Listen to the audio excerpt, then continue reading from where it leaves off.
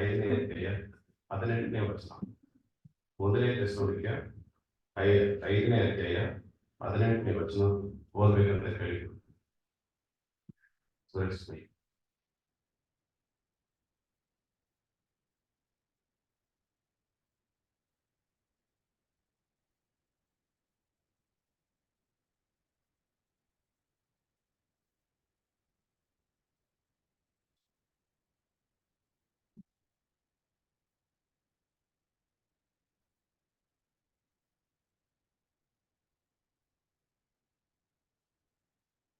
ಎಲ್ಲದರಲ್ಲಿಯೂ ಕೃತಜ್ಞತಾ ಸ್ತುತಿ ಮಾಡಿ ಇದೇ ನಿಮ್ಮ ವಿಷಯವಾಗಿ ಕ್ರಿಸ್ತ ಯೇಸುವಿನಲ್ಲಿ ತೋರಿ ಬಂದ ದೇವರ ಚಿತ್ತ. ಒಟ್ಟು 2 ವಾಕ್ಯ. 1ನೇ ಕೊರಿಂಥ 10ನೇ ಅಧ್ಯಾಯ 31ನೇ ವಚನ. ಹೀಗಿರಲಾಗಿ ನೀವು ಉಂಡರೂ ಕುಡಿದರೂ ಇನ್ನೇನು ಮಾಡಿದರೂ ಎಲ್ಲವನ್ನು ದೇವರ ಕಲಿಕೆಗಾಗಿ ಮಾಡಿರಿ. ಅವರು ಆದುಕೊಂಡಂತ ಒಂದು title thanks giving and Christian new year resolution ಎಂಬ ಅಡಿಯಲ್ಲಿ ಸೌರರು ನಮ್ಮ ಮಧ್ಯದಲ್ಲಿ ಮಾತಾಡಿದ್ದಾರೆ.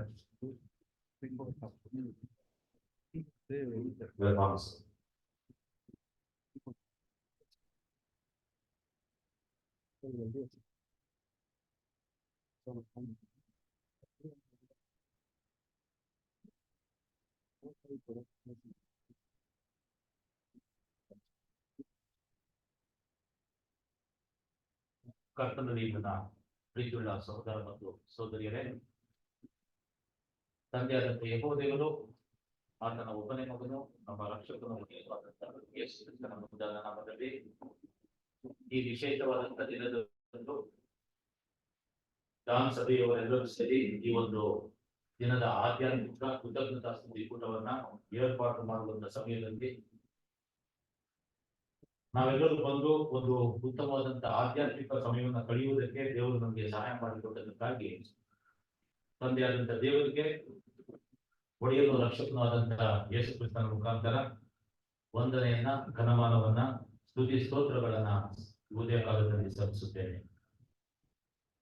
ಪ್ರಿಯ ಸೋದರ ಮತ್ತು ಸೋದರಿಯರೇ, ಇಲ್ಲಿ ಕುಳಿತಿರತಕ್ಕಂಥ ಸೋದರ ಸೋದರಿಯರನ್ನ ನೋಡಿದ್ರೆ ಎಲ್ಲರೂ ಸತ್ಯವೇದದಲ್ಲಿ ನುರಿತಂತವರು, ಜ್ಞಾನ ಸಂಪನ್ನರು, ಸತ್ಯವೇದದ ವಿಷಯದಲ್ಲಿ ಎಲ್ಲವನ್ನೂ ತಿಳ್ಕೊಂಡಿದ್ದೀರಾ. ನಿಮ್ಮ ಮುಂದೆ ಮಾತಾಡೋದಕ್ಕೆ ನಮಗೆ ಕಷ್ಟ. ಆದರೂ ಸಹ ಈ ಒಂದು ನೂತನ ವರ್ಷಕ್ಕೆ ನಾವು ಕಾಲಿಟ್ಟಿರುವುದರಿಂದ ಈ ವರ್ಷದಲ್ಲಿ ಕ್ರೈಸ್ತರಾದಂತಹ ನಾವುಗಳು ಏನನ್ನ ಮಾಡಬೇಕು ಎಂಬುದನ್ನ ಮತ್ತೊಮ್ಮೆ ದೇವರ ವಾಕ್ಯದ ಆಧಾರದ ಮೇಲೆ ಮೆಲುಕು ಹಾಕಿ ನಮ್ಮ ನಂಬಿಕೆಗಳನ್ನ ದೃಢಪಡಿಸಿಕೊಳ್ಳುವಂತಹ ಒಂದು ಉದ್ದೇಶದಿಂದ ನಾನು ಇವತ್ತಿನ ದಿನದಲ್ಲಿ ಧ್ಯಾನಕ್ಕಾಗಿ ಆರಿಸಿಕೊಂಡಂತ ವೇದ ಭಾಗದ ಶೀರ್ಷಿಕೆ ಬಂದು ಕೃತಜ್ಞತಾ ಸ್ತುತಿ ಮತ್ತು ಕ್ರೈಸ್ತರಾದಂಥವರು ಈ ಹೊಸ ವರ್ಷದಲ್ಲಿ ಯಾವ ರೀತಿಯಾದಂತಹ ನಿರ್ಣಯಗಳನ್ನ, ಸಂಕಲ್ಪಗಳನ್ನ ತೆಗೆದುಕೊಳ್ಳಬೇಕು ಎಂಬುದು. ಪ್ರಿಯ ಸೋದರ ಮತ್ತು ಸೋದರಿಯರೇ, ಮೊದಲು ನಾವು ಒಂದು ವರ್ಷವನ್ನ ಕಳೆದಿದ್ದೀವಿ, ನೂತನ ವರ್ಷಕ್ಕೆ ಕಾಲಿಟ್ಟಿದ್ದೀವಿ. ಮೊದಲು ನಾವು ಮಾಡಬೇಕಾಗಿರುವಂಥದ್ದು ದೇವರಿಗೆ ಕೃತಜ್ಞತೆ ಸಲ್ಲಿಸೋದು. ಸೊ ಇವತ್ತಿನ ದಿನದಲ್ಲಿ ಕೃತಜ್ಞತೆಯ ಒಂದು ಪ್ರಾಮುಖ್ಯತೆಯನ್ನ ನಾವು ನೋಡೋಣ. ಪ್ರಿಯ ಸೋದರ ಮತ್ತು ಸೋದರಿಯರೇ, ನಿಜವಾದಂತಹ ಒಂದು ಕೃತಜ್ಞತಾ ಸ್ತುತಿ ಅಂತಂದ್ರೆ ಯಾರ ಒತ್ತಾಯವೂ ಇಲ್ಲದೆ ಮನಪೂರ್ವಕವಾಗಿ ನಾವು ದೇವರಿಂದ ಪಡೆದುಕೊಂಡಂತ ಲಾಭಕ್ಕಾಗಿ, ಉಪಕಾರಕ್ಕಾಗಿ, ಆಶೀರ್ವಾದಕ್ಕಾಗಿ ನಾವು ಸಲ್ಲಿಸುವಂತ ಕೃತಜ್ಞತೆಯೇ ನಿಜವಾದಂತ ಕೃತಜ್ಞತಾ ಸ್ತುತಿ. ಯಾವುದೇ ಒಂದು ಕೃತಜ್ಞತಾ ಸ್ತುತಿಯ ತೀಕ್ಷ್ಣತೆ ಯಾವುದರ ಮೇಲೆ ಆಧಾರಿತವಾಗಿರುತ್ತೆ ಅಂತ ನಾವು ನೋಡೋದಾಯ್ತು ಅಂತಂದ್ರೆ, ನಾವು ದೇವರಿಂದ ಎಷ್ಟು ಲಾಭವನ್ನ ಪಡೆದುಕೊಂಡಿರ್ತೀವೋ ಅದರ ಮೇಲೆ ಅದು ಆಧಾರಿತವಾಗಿರುತ್ತೆ ಎಂಬುದಾಗಿ ನಾವು ನೋಡ್ತೀವಿ. ಒಂದು ಕೃತಜ್ಞತೆಯ ಸ್ತುತಿಯ ಪರಿಪೂರ್ಣತೆ ಯಾವಾಗ ಆಗುತ್ತೆ ಅಂತಂದ್ರೆ, ಫುಲ್ಫಿಲ್ಮೆಂಟ್ ಯಾವಾಗ ಆಗುತ್ತೆ ಅಂತಂದ್ರೆ, ಎಷ್ಟು ಪ್ರಾಮಾಣಿಕವಾಗಿ ನಾವು ಆ ಕೃತಜ್ಞತೆಯನ್ನ ಸಲ್ಲಿಸ್ತಾ ಇದ್ದೀವಿ ಎಂಬುದರ ಮೇಲೆ ಆಧಾರವಾಗಿರುತ್ತೆ. ಬಹುಶಃ ಒಂದು ವಾಕ್ಯವನ್ನ ಓದಿದ್ರೆ ನಮ್ಗೆ ತಿಳಿಯಾಗುತ್ತೆ. 2ನೇ ಕೊರಿಂಥ 9ನೇ ಅಧ್ಯಾಯ 11ನೇ ವಚನದಲ್ಲಿ ಹೇಳ್ತಾರೆ, ಓದಿ. ಎಲ್ಲಾ ವಿಷಯಗಳಲ್ಲಿ ಐಶ್ವರ್ಯವಂತರಾಗಿದ್ದು ಉದಾರವಾಗಿ ಕೊಡಲು ಶಕ್ತರಾಗಿರಿ. ಇದಲ್ಲದೆ ನಿಮ್ಮ ದಾನಗಳು ನಮ್ಮ ಕೈಯಿಂದ ಮತ್ತೊಬ್ಬರಿಗೆ ಸೇರಿದಾಗ ದೇವರಿಗೆ ಕೃತಜ್ಞತಾ ಸ್ತುತಿಯನ್ನು ಉಂಟು ಮಾಡುವಂಥದ್ದು. ಎಲ್ಲಾ ವಿಷಯದಲ್ಲಿ ನಾವು ಸ್ಥಿತಿವಂತರಾದ್ರೆ ನಾವೇನ್ ಮಾಡ್ತೀವಿ ಅಂದ್ರೆ, ನಾ ಹೇಳ್ತಾ ಇಲ್ಲ, ವಾಕ್ಯ ಹೇಳ್ತಾ ಇದೆ, ನಾವೇನ್ ಮಾಡ್ತೀವಂತೆ ಉದಾರವಾಗಿ ಕೊಡೋದಕ್ಕೆ ಪ್ರಾರಂಭ ಮಾಡ್ತೀವಿ. ಸೊ ಅದಕ್ಕೆ ನಾನು ಏನ್ ಹೇಳಿದೆ ಅಂದ್ರೆ, ಒಂದು ಕೃತಜ್ಞತಾ ಸ್ತುತಿಯ ತೀಕ್ಷ್ಣತೆ ಎಷ್ಟರ ಮಟ್ಟಿಗೆ ನಾವು ಆ ವರ್ಷದಲ್ಲಿ ಲಾಭ ಪಡ್ಕೊಂಡಿರ್ತೀವಿ ಅದರ ಮೇಲೆ ಆಧಾರವಾಗಿರುತ್ತೆ ಅಂತ ಹೇಳಿದೆ. ಪ್ರಿಯ ಸೋದರ ಮತ್ತು ಸೋದರಿಯರೇ, ಕೃತಜ್ಞತೆಯನ್ನ ಸಲ್ಲಿಸುವಂತದ್ದು ತೀರ ವೈಯಕ್ತಿಕವಾದಂತ ವಿಚಾರ. ಲೋಕದಲ್ಲಿ ನಾವು ಮಾಡಲೇಬೇಕಾದಂತ ಅಂಕಿನಲ್ಲಿರತಕ್ಕಂತ ಬಹಳಷ್ಟು ಕೆಲಸಗಳನ್ನ ನಮ್ಮ ಪರವಾಗಿ ಬೇರೆಯವರು ಮಾಡ್ಬೋದು. ಆದರೆ ನಮ್ಮ ಪರವಾಗಿ ದೇವರ ಬಳಿಯಲ್ಲಿ ಬೇರೆ ಯಾರು ಹೋಗಿ ಕೃತಜ್ಞತೆ ಹೇಳುವುದಕ್ಕೆ ಸಾಧ್ಯವೇ ಇಲ್ಲ. ಪ್ರಿಯ ಸೋದರ ಮತ್ತು ಸೋದರಿಯರೇ, ಹಳೆ ಒಡಂಬಡಿಕೆ ನಿರ್ದೇಶನದಲ್ಲಿ ನಾವು ನೋಡೋದಾಯ್ತು ಅಂತಂದ್ರೆ, ಯಾವನಾದ್ರೂ ದೇವರಿಗೆ ಕೃತಜ್ಞತೆಯನ್ನ ಸಲ್ಲಿಸಬೇಕು ಅಂತಂದ್ರೆ ಅವ್ನು ಏನ್ ಮಾಡ್ಬೇಕಂತೆ, ಅವನು ದೇವ ದರ್ಶನದ ಗುಡಾರದ ಸಮೀಪಕ್ಕೆ ಬಂದು ತಾನು ಕೃತಜ್ಞತಾ ಸ್ತುತಿಗಾಗಿ ಏನು ಸಮರ್ಪಣೆ ಮಾಡ್ಬೇಕು ಅದನ್ನ ಯಾಜಕನಿಗೆ ಒಪ್ಪಿಸ್ಬೇಕು. ಅವನು ಹೇಳಿ ಕಳ್ಸಂಗಿಲ್ಲ, ತಾಳಪ್ಪ ನನ್ನ ಪರವಾಗಿ ನೀವು ಹೋಗಿ ದೇವರಿಗೆ ಕೃತಜ್ಞತೆ ಸಲ್ಲಿಸೋದಂದ್ರೆ ದೇವರಿಗೆ ಅದು ಅಗೌರವ ಸಲ್ಲಿಸಿದಂತೆ. ಪ್ರಿಯ ಸೋದರ ಮತ್ತು ಸೋದರಿಯರೇ, ನಾವು ಸಲ್ಲಿಸುವಂತ ಕೃತಜ್ಞತಾ ಸ್ತುತಿಯು ಯಾವ ವಿಧದಲ್ಲೂ ನಾವು ದೇವರಿಗೆ ಕೊಡುತ್ತಿರುವಂತ ಲಾಭವಲ್ಲ, ಬದಲಿಗೆ ಅದು ಪರಿಹಾರವೂ ಅಲ್ಲ. ಹಾಗಾದ್ರೆ ಕೃತಜ್ಞತಾ ಸ್ತುತಿಯನ್ನ ಸಲ್ಲಿಸುವುದಂದ್ರೆ ಏನರ್ಥ ಅಂತಂದ್ರೆ, ನಾವು ಹೃತ್ಪೂರ್ವಕವಾಗಿ ದೇವರಿಂದ ಏನನ್ನ ಹೊಂದಿದ್ದೇವೋ ಅದನ್ನ ಅಂಗೀಕಾರ ಮಾಡುವಂತದ್ದು. We have to accept the benefits what we have received from the Almighty God. Next step ಏನು ಅಂತಂದ್ರೆ, ನಾವು ದೇವರೇ ನಿನಗೆ ಋಣಿಯಾಗಿದ್ದೇವೆ ಎಂಬುದಾಗಿ ವಾಗ್ದಾನ ಮಾಡುವಂತದ್ದು. ಪ್ರಿಯ ಸೋದರ ಮತ್ತು ಸೋದರಿಯರೇ, ನಾವು ಬಂದು ಕೂತ್ಕೊಂಡಿರೋದು ಕೃತಜ್ಞತೆ ಹೇಳುವುದಕ್ಕಲ್ಲ, ದೇವರಿಂದ ಪಡೆದಿರುವಂತಹ ಲಾಭವನ್ನು ಅಂಗೀಕಾರ ಮಾಡ್ತಾ ಇದೀವಿ ಮತ್ತು ನಾವು ಆತನಿಗೆ ಋಣಿಯಾಗಿದ್ದೇವೆ ಎಂಬುದಾಗಿ ವಾಗ್ದಾನ ಮಾಡ್ತಾ ಇದೀವಿ. ಯಾಕೆ ಋಣಿಯಾಗಿದ್ದೇವೆ ಅಂತಂದ್ರೆ, ನಾವು ದೇವರಿಗೆ ಯಾವ ವಿಧದಲ್ಲೂ ಪರಿಹಾರ ಕೊಡೋದಕ್ಕೆ ಸಾಧ್ಯವಿಲ್ಲ, ಯಾವ ವಿಧದಲ್ಲೂ ಆತನಿಗೆ ಲಾಭ ಕೊಡುವುದಕ್ಕೆ ಸಾಧ್ಯವಿಲ್ಲ. ಯಾಕೆ ಅಂತಂದ್ರೆ, ನಾವು ಪ್ರತಿದಿನ, ಪ್ರತಿ ಕ್ಷಣ, ಪ್ರತಿ ಗಳಿಗೆಯಲ್ಲಿಯೂ ದೇವರಿಂದ ಏನ್ ಮಾಡ್ತಾ ಇದೀವಿ, ಪಡ್ಕೊಳ್ತಾನೆ ಇದೀವಿ. ಅದನ್ನ ಲೆಕ್ಕ ಹಾಕೋದಕ್ಕೂ ಆಗಲ್ಲ, ಅಳಿಯೋದಕ್ಕೂ ಆಗಲ್ಲ. ಅಪರಿಮಿತವಾಗಿ ದೇವರಿಂದ ನಾವು ಪಡ್ಕೊಳ್ತಾನೆ ಇರೋದ್ರಿಂದ ಯಾವ ಕಾರಣಕ್ಕೂ ನಾವು ದೇವರಿಗೆ ಪ್ರತಿಯಾಗಿ ಕೊಡುವುದಕ್ಕೆ ಸಾಧ್ಯವೇ ಇಲ್ಲ. ಪ್ರಿಯ ಸೋದರ ಮತ್ತು ಸೋದರಿಯರೇ, ಕೃತಜ್ಞತೆಯನ್ನ ಮಾಡತಕ್ಕಂತ ಅಂಗಿನಲ್ಲಿ ಪ್ರತಿಯೊಬ್ಬ ಕ್ರೈಸ್ತರು ಇದ್ದಾರೆ ಎಂಬುದಾಗಿ ಸತ್ಯವೇದದುದ್ದಕ್ಕೂ ನಮಗೆ ತಿಳುವಳಿಕೆ ಹೇಳಿರುವಂತಹ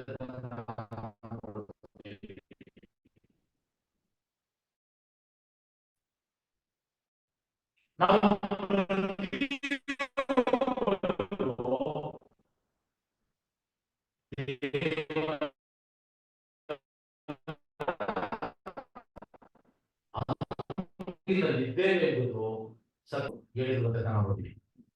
ಕೃತಜ್ಞತಾ ಸ್ತುತಿಯು ನಿಕಟವಾದಂತಹ ಒಂದು ಸಂಬಂಧವನ್ನ ಹೊಂದಿರುವಂತದನ್ನ ನಾವು ನೋಡುವಂತರಾಗ್ತೀವಿ. ಹಳೆ ಒಡಂಬಡಿಕೆಯಲ್ಲಿ ಏನಿತ್ತು ಅಂತಂದ್ರೆ, ದೇವರೊಂದಿಗಿನ ಆತ್ಮೀಯ ಸಂಬಂಧವನ್ನ ವಸ್ತುಗಳ ಮುಖಾಂತರ ವ್ಯಕ್ತಪಡಿಸ್ತಾ ಇದ್ರು. ಅದರ ಅಡಿಯಲ್ಲಿ ದೇವರು ಏನ್ ಮಾಡಿದ್ರು ಅಂದ್ರೆ, ಪೂರ್ವಕಾಲದಲ್ಲಿ ಯಾವನಾದರೂ ನನಗೆ ಕೃತಜ್ಞತೆ ಸಲ್ಲಿಸಬೇಕು ಅಂತಂದ್ರೆ ಅವನ್ ಏನ್ ಮಾಡ್ಬೇಕಂತ ಬಂದು ಯಜ್ಞಗಳನ್ನ ಸಮರ್ಪಣೆ ಮಾಡಬೇಕು ಎಂಬುದಾಗಿ ಹೇಳಿದ್ರು. ಒಂದು ಉದಾಹರಣೆ ಓದೋಣ. ಯಾಜಕ ಕಾಂಡ 7ನೇ ಅಧ್ಯಾಯ 12ರಿಂದ 13. ಸಮಾಧಾನ ಯಜ್ಞ ನಿಯಮಗಳು ಯಾವುದಾದರೂ ಕೃತಜ್ಞತೆಯನ್ನು ತೋರಿಸುವುದಕ್ಕಾಗಿ ಸಮಾಧಾನ ಯಜ್ಞವನ್ನು ಯೆಹೋವನಿಗೆ ಮಾಡುವುದಾದರೆ ಅದರೊಡನೆ ಎಣ್ಣೆ ಮಿಶ್ರವಾದ ಹುಳಿಯಿಲ್ಲದ ಹೋಳಿಗೆಗಳನ್ನು, ಎಣ್ಣೆ ಹಾಕಿದ ಹುಳಿಯಿಲ್ಲದ ಕಡುಬುಗಳನ್ನು, ಎಣ್ಣೆಯಿಂದ ಪೂರಾ ನೆನೆಸಿದ ಗೋಧಿ ಹಿಟ್ಟಿನ ಹೋಳಿಗೆಗಳನ್ನು ಸಮರ್ಪಿಸಬೇಕು. ಇದೇನು ನೋಡ್ತೀವಿ ಅಂತಂದ್ರೆ, ಹಳೆ ಕ್ರಮದ ಪ್ರಕಾರ ದೇವರಿಗೆ ಏನ್ ಮಾಡ್ತಾ ಇದಂತೆ, ದೇವರೊಂದಿಗೆ ಒಂದು ಆತ್ಮಿಕವಾದಂತಹ ಸಂಬಂಧವನ್ನ ಹೊಂದ್ಕೊಂಡಿರ್ಬೇಕು ಅಂತಂದ್ರೆ ಅವ್ರೇನ್ ಮಾಡ್ಬೇಕಿತ್ತು, ವಸ್ತು ರೂಪವಾಗಿ ತೋರಿಸ್ಬೇಕಿತ್ತು. ಇಸ್ರೇಲ್ ಏನ್ ಮಾಡ್ತಾ ಇದ್ರು, ಪ್ರತಿ ವರ್ಷದಲ್ಲಿ ಆಗಿಂದಾಗಿ ಏನ್ ಮಾಡ್ತಾ ಇದ್ರಂತೆ, ದೇವದರ್ಶನದ ಗುಡಾರಕ್ಕೆ ಹೋಗಿ ಸಮರ್ಪಣೆಗಳನ್ನ ಮಾಡ್ತಾ ಇದ್ರು. So the covenant was established through this kind of sacrifices. ಅದೇ ಅಡಿಯಲ್ಲಿ ಕೃತಜ್ಞತೆ ಸಲ್ಲಿಸಬೇಕು ಅಂದ್ರೂ ಅವನು ಯಜ್ಞ ಪಶುವಿನ ಜೊತೆಗೆ ಹುಳಿಯಿಲ್ಲದ ರೊಟ್ಟಿಯನ್ನ, ಹೋಳಿಗೆಯನ್ನ, ಎಣ್ಣೆ ಬೆರೆಸಿದಂತ ಹಿಟ್ಟನ್ನ ಸಮರ್ಪಣೆ ಮಾಡಬೇಕು ಅಂತ ಹೇಳುದು. ಇದೆಲ್ಲ ಏನಂದ್ರೆ materialistic way of expressing gratitude to God. ಕರ್ತನ ಸೋದರ ಸೋದರಿಯರೇ, ಈ ಸುವಾರ್ಥ ಯುಗದಲ್ಲೂ ತಂದೆಯಾದಂತ ದೇವರು ಸದ್ಭಕ್ತರಿಗೆ, ವಿಶ್ವಾಸಿಗಳಿಗೆ ಇದೇ ರೀತಿಯಾದಂತ ಯಜ್ಞ ಸಮರ್ಪಣೆ ಮಾಡತಕ್ಕಂತ ಅವಕಾಶವನ್ನ ಕೊಟ್ಟಿದ್ದಾರೆ ಎಂಬುದಾಗಿ ನಾವು ನೋಡ್ತೀವಿ. ನಾವು ಈ ಯಜ್ಞ ಸಮರ್ಪಣೆಗಳನ್ನ ಮಾಡಬೇಕಾದ್ರೆ ಒಂದು ವೇಳೆ ನಮ್ಮ ಮನಸ್ಸಿನ ಮೂಲೆಯಲ್ಲಿ ನಾವು ದೇವರಿಗೆ ಪ್ರತಿಯಾಗಿ ಮಾಡ್ತಾ ಇದ್ದೀವಿ ಅಂತ ಅನ್ಕೊಂಡ್ರೆ ಕೃತಜ್ಞತೆಯನ್ನ ಕೊಡತಕ್ಕಂತ ಉದ್ದೇಶ ಏನಾಗುತ್ತೆ ಅಂದ್ರೆ ಸಂಪೂರ್ಣವಾಗಿ ನಾಶ ಆಗುತ್ತದೆ. ಸೊ ಯಾವಾಗೂ ನಾವು ಪ್ರತಿಯಾಗಿ ಕೊಡ್ತೀವಿ ಅಂತಂದ್ಬಿಟ್ಟು ನಮ್ಮ ಮನಸ್ಸಿನ ಮೂಲೆಯಲ್ಲೂ ಸಹ ನಾವೇನ್ ಮಾಡಬಾರ್ದು, ಅನ್ಕೊಳ್ಬಾರ್ದು. ಹಾಗಾದ್ರೆ ಈ ಸುವಾರ್ಥ ಯುಗದಲ್ಲಿ ನಾವು ಯಾವ ರೀತಿಯಾಗಿ ಯಜ್ಞವನ್ನ ಸಮರ್ಪಣೆ ಮಾಡಬೇಕು? ಕರ್ತನ ಪ್ರೀತಿಯುಳ್ಳ ಸಹೋದರ ಸಹೋದರಿಯರೇ, ಪೌಲನು ರೋಮಾಪುರದವರಿಗೆ ಬರೆದ ಪತ್ರಿಕೆಯಲ್ಲಿ ಹೇಳ್ತಾರೆ 12:1, ನೀವು ನಿಮ್ಮ ನಿಮ್ಮ ದೇಹಗಳನ್ನ ದೇವರಿಗೆ ಮೀಸಲಾಗಿಯೋ ಮೆಚ್ಚುಗೆಯಾಗಿಯೋ ಇರುವ ಸಜೀವ ಯಜ್ಞವಾಗಿ ಅರ್ಪಿಸಿರಿ, ಇದೇ ನಿಮ್ಮ ವಿವೇಕ ಪೂರ್ವಕವಾದಂತ ಪ್ರಾರ್ಥನೆ. ಸೊ ಇದು ಕ್ಲಾರಿಟಿ ಬಂತ ಏನು, ನಾವು ನಮ್ಮ ದೇಹಗಳನ್ನೇ ದೇವರಿಗೆ ಮೀಸಲಾಗಿ, ಅಂದ್ರೆ ದೇವರ ಕಾರ್ಯದಲ್ಲಿ ನಾವು ತೊಡ್ಕೊಂಡು ಪ್ರತಿಯೊಂದನ್ನ ದೇವರಿಗೋಸ್ಕರ ಮಾಡುವಂತವರಾಗಿರ್ಬೇಕು. ನಮ್ಮ ಸಮಯ ಆಗ್ಬೋದು, ನಮ್ಮ ಹಣ ಆಗ್ಬೋದು, ನಮ್ಮ ಜ್ಞಾನ ಆಗ್ಬೋದು, ತಿಳುವಳಿಕೆ ಆಗ್ಬೋದು, ಪ್ರತಿಯೊಂದನ್ನು ನಾವು ದೇವರಗೋಸ್ಕರ ನಾವು ವಿನಿಯೋಗ ಮಾಡ್ಕೊಳ್ತು ಅಂತಂದ್ರೆ ನಾವು ನಮ್ಮ ದೇಹಗಳನ್ನ ದೇವರಿಗೆ ಮೆಚ್ಚುಗೆಯಾಗಿ ಸಜೀವವಾಗಿ ಸಮರ್ಪಿಸುವುದಕ್ಕೆ ಅದು ಸಮಾನವಾಗಿದೆ ಎಂಬುದಾಗಿ ನಾವು ನೋಡ್ತೀವಿ. ಪ್ರಿಯ ಸಹೋದರ ಮತ್ತು ಸಹೋದರಿಯರೇ, ಹಳೆ ಒಡಂಬಡಿಕೆಯಲ್ಲಿ ಕೃತಜ್ಞತಾ ಸ್ತುತಿಯ ವಿಷಯದಲ್ಲಿ ಒಟ್ಟು 40 ಸಾರಿ ಉಲ್ಲೇಖ ಮಾಡಿದ್ದಾರೆ. ಅದರಲ್ಲಿ 30 ಸಾರಿ ಕೀರ್ತನೆ ವೇದ ಭಾಗದಲ್ಲೇ ಇರುವಂತದನ್ನ ನಾವು ನೋಡ್ತೀವಿ. ಒಟ್ಟಾರೆ ಹಳೆ ಒಡಂಬಡಿಕೆಯಲ್ಲಿ ದೇವರಿಗೆ ಕೃತಜ್ಞತೆ ಸಲ್ಲಿಸುವುದರಲ್ಲಿ 4 ವಿಧಾನಗಳಿವೆ ಎಂಬುದಾಗಿ ನಾವು ನೋಡ್ತೀವಿ. 4 ವಿಧಾನ. ಮೊದಲನೇ ವಿಧಾನ ಏನು ಅಂತಂದ್ರೆ ವಸ್ತು ರೂಪದ ಮುಖಾಂತರ, ಅಂದ್ರೆ ಯಜ್ಞಗಳ ಸಮರ್ಪಣೆಗಳ ಮುಖಾಂತರ ದೇವರಿಗೆ ಕೃತಜ್ಞತೆಯನ್ನ ಸಲ್ಲಿಸುವಂಥದ್ದು. ಯಾಜಕ ಕಾಂಡ 7 ಅದೇ 12ರಿಂದ 15ನೇ ವಚನ. ಸಮಾಧಾನ ಯಜ್ಞ ನಿಯಮಗಳು ಯಾವುದಾದರೂ ಕೃತಜ್ಞತೆಯನ್ನು ತೋರಿಸುವುದಕ್ಕಾಗಿ ಸಮಾಧಾನ ಯಜ್ಞವನ್ನು ಯೆಹೋವನಿಗೆ ಮಾಡುವುದಾದರೆ ಅದರೊಡನೆ ಎಣ್ಣೆ ಮಿಶ್ರವಾದ ಹುಳಿಯಿಲ್ಲದ ಹೋಳಿಗೆಗಳನ್ನು, ಎಣ್ಣೆ ಹಾಕಿದ ಹುಳಿಯಿಲ್ಲದ ಕಡುಬುಗಳನ್ನು, ಎಣ್ಣೆಯಿಂದ ಪೂರಾ ನೆನೆಸಿದ ಗೋಧಿ ಹಿಟ್ಟಿನ ಹೋಳಿಗೆಗಳನ್ನು ಸಮರ್ಪಿಸಬೇಕು. ಕೃತಜ್ಞತೆಯನ್ನು ತೋರಿಸುವುದಕ್ಕಾಗಿ ಸಮಾಧಾನ ಯಜ್ಞದಲ್ಲಿ ಒಪ್ಪಿರುವ ಪಶುವಿನೊಡನೆ ಹುಳಿ ರೊಟ್ಟಿಗಳನ್ನು ಸಮರ್ಪಿಸಬೇಕು. ಸಮರ್ಪಿಸಿದ ಪ್ರತಿಯೊಂದು ವಿಧವಾದ ಪದಾರ್ಥಗಳಲ್ಲಿಯೂ ಒಂದೊಂದನ್ನು ಯೆಹೋವನಿಗೋಸ್ಕರ ಪ್ರತ್ಯೇಕಿಸಬೇಕು. ಅವು ವೇದಿಗೆ ಯಜ್ಞ ಪಶುವಿನ ರಕ್ತವನ್ನು ಎರಚಿದ ಯಾಜಕನಿಗೆ ಆಗಬೇಕು. ಕೃತಜ್ಞತಾ ಯಜ್ಞ ಪಶುವಿನ ಮಾಂಸವನ್ನು ಯಜ್ಞವು ನಡೆದ ದಿನದಲ್ಲಿಯೇ ಭೋಜನ ಮಾಡಬೇಕು. ಇದನ್ನು ನೋಡ್ತೀವಿ ಅಂತಂದ್ರೆ ವಸ್ತು ರೂಪವಾಗಿ ಸ್ಥೂಲಭೂತ ಪದಾರ್ಥಗಳ ಮುಖಾಂತರ ದೇವರಿಗೆ ಕೃತಜ್ಞತೆಯನ್ನ ಸಲ್ಲಿಸುವಂಥದ್ದು ಹಳೆ ಒಡಂಬಡಿಕೆಯಲ್ಲಿ ನಾವು ನೋಡತಕ್ಕಂಥ ಒಂದು ವಿಧಾನ. ಎರಡನೇ ವಿಧಾನ ಏನು ಅಂತಂದ್ರೆ ದೇವರನ್ನ ಕೊಂಡಾಡಿ ಕೃತಜ್ಞತೆಯನ್ನ ಸಲ್ಲಿಸುವಂಥದ್ದು. ಎರಡನೇ ರೀತಿಯಲ್ಲಿ ದೇವರಿಗೆ ಕೃತಜ್ಞತೆಯನ್ನ ಸಲ್ಲಿಸತಕ್ಕಂತ ವಿಧಾನ. ಇದು ನೆಹೆಮೀಯನ ಕಾಲದಲ್ಲಿ ನಾವು ನೋಡ್ತೀವಿ. ಯೆರೂಸಲೇಮಿನ ಗೋಡೆಯನ್ನು ಆತನು ಪುನಃ ಕಟ್ಟಿದ ಮೇಲೆ ಸರತಿಯಾಗಿ ಅವ್ರೇನ್ ಮಾಡಿದ್ರು ಅಂತಂದ್ರೆ ದೇವರನ್ನ ಕೊಂಡಾಡುತ್ತಾ ಕೃತಜ್ಞತೆಯನ್ನ ಸಲ್ಲಿಸ್ತಾ ಇದ್ರು. ಯಾಕಂದ್ರೆ ಅವಾಗ ಹೇಳಿದೆ ಎಲ್ಲಾ ರೀತಿಯಾದಂತಹ ಕೃತಜ್ಞತೆ ನಿಕಟವಾಗಿ ಆರಾಧನೆ ಮತ್ತು ಕೊಂಡಾಟಕ್ಕೆ ಸಂಬಂಧವನ್ನ ಹೊಂದಿದೆ ಎಂಬುದಾಗಿ ಹೇಳಿದೆ. ಅದಕ್ಕೆ ಉದಾಹರಣೆಯಾಗಿ ಈ 2ನೇ ವಚನವನ್ನ ಓದೋಣ. ನೆಹೆಮೀಯ 12ನೇ ಅಧ್ಯಾಯ 24, 25, 26 ಓದ್ಕೊಳ್ಳಿ ಸಾಕು. ಅದು 40 ತನಕ ಮುಂದುವರಿಯುತ್ತೆ. 24ರಿಂದ 26 ವಚನಗಳನ್ನ ಮಾತ್ರ ನಾವು ಓದೋಣ. ಈ ಲೇವಿ ಗೋತ್ರದ ಪ್ರಧಾನರಲ್ಲಿ ಯೋಶುವನ ಮಗನು ಯೋಧಾಚಾದಕನ ಮೊಮ್ಮಗನೂ ಆದ ಯೋಯಾಕೀಮ್ ದೇಶಾಧಿಪತಿಯಾದ ನೆಹೆಮೀಯ ಯಾಜಕನು ಧರ್ಮೋಪದೇಶಕನು ಆದ ಎಜ್ರ ಇವರ ಕಾಲದಲ್ಲಿದ್ದವರು ಹಷಬ್ಯ, ಶೆರಬ್ಯ, ಯೆಶುವ,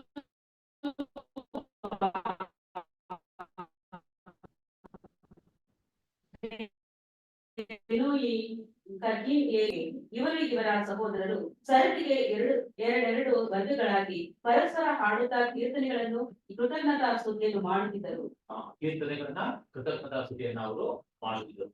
ಇದು ದೇವರನ್ನ ಕೊಂಡಾಡಿ ಕೃತಜ್ಞತೆಯನ್ನ ಸಲ್ಲಿಸುವಂತ ಒಂದು ವಿಧಾನ. ಒಂದು ವಸ್ತುವಿನ ಮುಖಾಂತರ ಒಂದು ಕೊಂಡಾಡಿ ಕೃತಜ್ಞತೆಯನ್ನ ಸಲ್ಲಿಸುವಂತ ವಿಧಾನ. ಮೂರನೇ ಒಂದು ವಿಧಾನ ಇದೆ. ಹಳೆ ಒಡಂಬಡಿಕೆಯಲ್ಲಿ ಪ್ರವಾದಿಗಳ ಸಂದೇಶಗಳು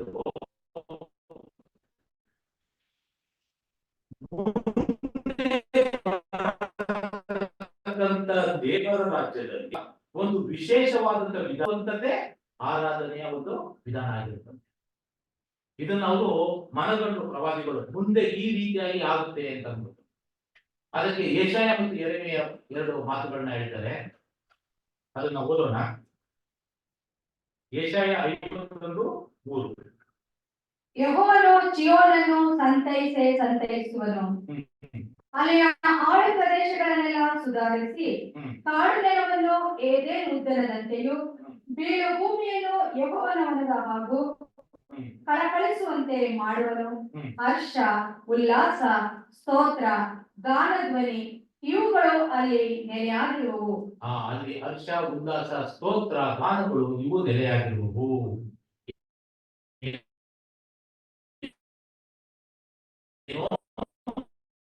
ದೇವರನ್ನ ಆರಾಧನೆಯನ್ನು ಮಾಡತಕ್ಕಂಥ ಕ್ರಮ ಮುಂದೆ ಬರಬೇಕಾದಂತ ದೇವರ ರಾಜ್ಯದಲ್ಲಿ ಉಂಟಾಗುತ್ತೆ ಅಂತ ಅಂದ್ಬಿಟ್ಟು ಪ್ರವಾದಿಗಳು ಅದನ್ನ ನಮಗೆ ತಿಳಿಸಿಕೊಟ್ಟಿರುವುದನ್ನ ನೋಡ್ತೀವಿ. ಸೊ ಪ್ರಿಯ ಸೋದರ ಮತ್ತು ಸೋದರರೇ, ಯೆರೆಮೀಯ ವಿಷಯದಲ್ಲಿ ಮಾತಾಡ್ತಾರೆ.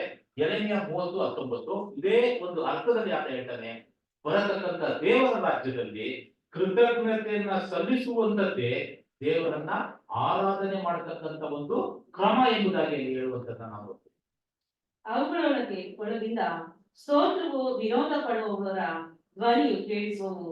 ನಾನು ಆ ಜನರನ್ನು ಹೆಚ್ಚಿಸುವೆನು, ಇನ್ನು ಕೊಂಚವಾಗಿರುವರು ಅವರನ್ನು ಘನಪಡಿಸುವೆನು. ಅಲ್ಲಿ ಸ್ತೋತ್ರ, ಗಾನ, ಉಲ್ಲಾಸ ಸೇಮ್ ಅದೇ ಒಂದು ಸೀಕ್ವೆನ್ಸ್ ಅಲ್ಲಿ ಬರುವಂತ ನಾವು ನೋಡ್ತೀವಿ. ಅದೇ ರೀತಿ ನಾವು ಹೊಸ ಒಡಂಬಡಿಕೆ ಹೋಗ್ತೀವಿ. ಇದನ್ನ ಪುಷ್ಟೀಕರಿಸುವುದಕ್ಕೆ ಹೊಸ ಒಡಂಬಡಿಕೆ ಬೇಕು ಅಂತ ಹೇಳ್ತಾರೆ. ಪ್ರಕಟಣೆ ಪುಸ್ತಕದಲ್ಲಿ ಏನಂತ ಹೇಳ್ತಾರೆ, ಓದಿದಾಗ ಊದಿದಾಗ ಅಲ್ಲೇನಂತ ಯಾವ ರೀತಿಯಾದಂತಹ ಸನ್ನಿವೇಶಗಳನ್ನ ನೋಡ್ತೀವಿ. ಎಲ್ಲಾ ದೇವದೂತರುಗಳು ದೇವರ ಮುಂದೆ ನಿಂತು ಸ್ತೋತ್ರ, ಗಾನ, ಉಲ್ಲಾಸವನ್ನ ಅಲ್ಲಿ ತುತಿಸುವಂತದನ್ನ ನಾವು ನೋಡ್ತೀವಿ. ಪ್ರಕಟಣೆ 4:9, ಪ್ರಕಟಣೆ 7:12. ಯುಗ ಯುಗಾಂತರಗಳಲ್ಲಿಯೂ ಜೀವಿಸುವವನಾಗಿ ಸಿಂಹಾಸನದ ಮೇಲೆ ಕೂತಿರುವ ಆತನಿಗೆ ಆ 4 ಜೀವಿಗಳು ಪ್ರಭಾವ, ಮಾನ, ಕೃತಜ್ಞತಾ ಸ್ತುತಿಗಳನ್ನು ಸಲ್ಲಿಸುವಾಗ ಆ 24 ಮಂದಿ ಹಿರಿಯರು ಸಿಂಹಾಸನದ ಮೇಲೆ ಕೂತಿದ ಆತನ ಪಾದಕ್ಕೆ ಬಿದ್ದು ಸಾಕು. ಇದೇ ನೋಡ್ತೀವಿ ಅಂತಂದ್ರೆ ಯಾವ ಒಂದು ವಿಚಾರವನ್ನ ತಮಗೆ ಸ್ಪಷ್ಟಪಡಿಸಲು ಇಷ್ಟಪಡ್ತಾ ಇದ್ದೀನಿ ಅಂದ್ರೆ, ದೇವರ ರಾಜ್ಯದಲ್ಲಿ ಆರಾಧನೆ ಮಾಡತಕ್ಕಂಥ ಕ್ರಮದಲ್ಲಿ ಕೃತಜ್ಞತೆಯನ್ನ ಸಲ್ಲಿಸುವುದು ಒಂದು ಕ್ರಮ ಎಂಬುದಾಗಿ ಮನಸ್ಸಿಗೆ ಇದನ್ನ ಹೇಳುವುದಕ್ಕೆ ಪ್ರಯತ್ನ ಮಾಡ್ತಾ ಇದ್ದೀನಿ. ಸೊ ಮತ್ತೊಂದು ಇದೆಯಲ್ಲ ಪ್ರಕಟಣೆ ಪುಸ್ತಕ ನೀವು ಓದ್ಕೊಂಡು ಬನ್ನಿ, ಒಂದೆಲ್ಲ ಒಂದು ಪ್ರತಿಯೊಂದು ಚಾಪ್ಟರ್ ಆದ್ರೆ ಒಂದು ಬಿಟ್ಟು ಬೇರೆ ಚಾಪ್ಟರ್ ನಾವು ಓದ್ಕೊಂಡು ಬಂದು ಅಂದ್ರೆ ಈ ರೀತಿಯಾದಂತಹ ಒಂದು ಸೀನ್ ಅನ್ನ ನಾವು ಅಲ್ಲಿ ನೋಡುವಂತವರಾಗ್ತೀವಿ. ಇದು ಮೂರನೇ ರೀತಿಯಾಗಿ ದೇವರಿಗೆ ಕೃತಜ್ಞತೆ ಸಲ್ಲಿಸುವಂತ ವಿಧಾನ. ನಾಲ್ಕನೇದೇನು ಅಂತಂದ್ರೆ ಬರೀ ಲಾಭವನ್ನ ಪಡ್ಕೊಳ್ತಾ ಇದೀವಲ್ಲ ಅದಕ್ಕೆ ಮಾತ್ರ ಕೃತಜ್ಞತೆ ಸಲ್ಲಿಸುವಂತದ್ದಲ್ಲ, ದೇವರ ಒಂದು ವ್ಯಕ್ತಿತ್ವಕ್ಕಾಗಿ ದೇವರಿಗೆ ಕೃತಜ್ಞತೆ ಸಲ್ಲಿಸುವಂತದ್ದು ಪ್ರತಿಯೊಬ್ಬರ ಆತ್ಮೀಯ ಕರ್ತವ್ಯ. ದೇವರ ಲಾಭ ಕೊಡ್ತಾ ಇದ್ದಾರಲ್ಲ ಅಂತ ಮಾತ್ರ ನಾವು ಕೃತಜ್ಞತೆ ಸಲ್ಲಿಸುವಂತರಾಗಿರ್ಬಾರ್ದು, ಬದಲಿಗೆ ದೇವರ ಒಂದು ವ್ಯಕ್ತಿತ್ವಕ್ಕಾಗಿ ನಾವು ಅದಕ್ಕೆ ಅಂದ್ರೆ ಕ್ಯಾರೆಕ್ಟರಿಸ್ಟಿಕ್ಸ್ಗೋಸ್ಕರ ಅದಕ್ಕೆ ನಾವು ಕೃತಜ್ಞತೆಯನ್ನ ಸಲ್ಲಿಸುವಂತರಾಗಿರ್ಬೇಕು. ಅದಕ್ಕೆ ಬಹಳಷ್ಟು ಉದಾಹರಣೆ ಇದೆ. ನಾವು ಒಂದು ಉದಾಹರಣೆಯನ್ನ ಓದಿ ಮುಗಿಸ್ಕೊಳ್ಳೋಣ, ಯಾಕಂದ್ರೆ ಸಮಯ ಕಡಿಮೆ ಇದೆ. ಬಹುಶಃ 11:15 ನಾವು ಮುಗಿಸ್ಬೇಕು. ಕೀರ್ತನೆ 100ನೇ ಅಧ್ಯಾಯ 1ರಿಂದ 5.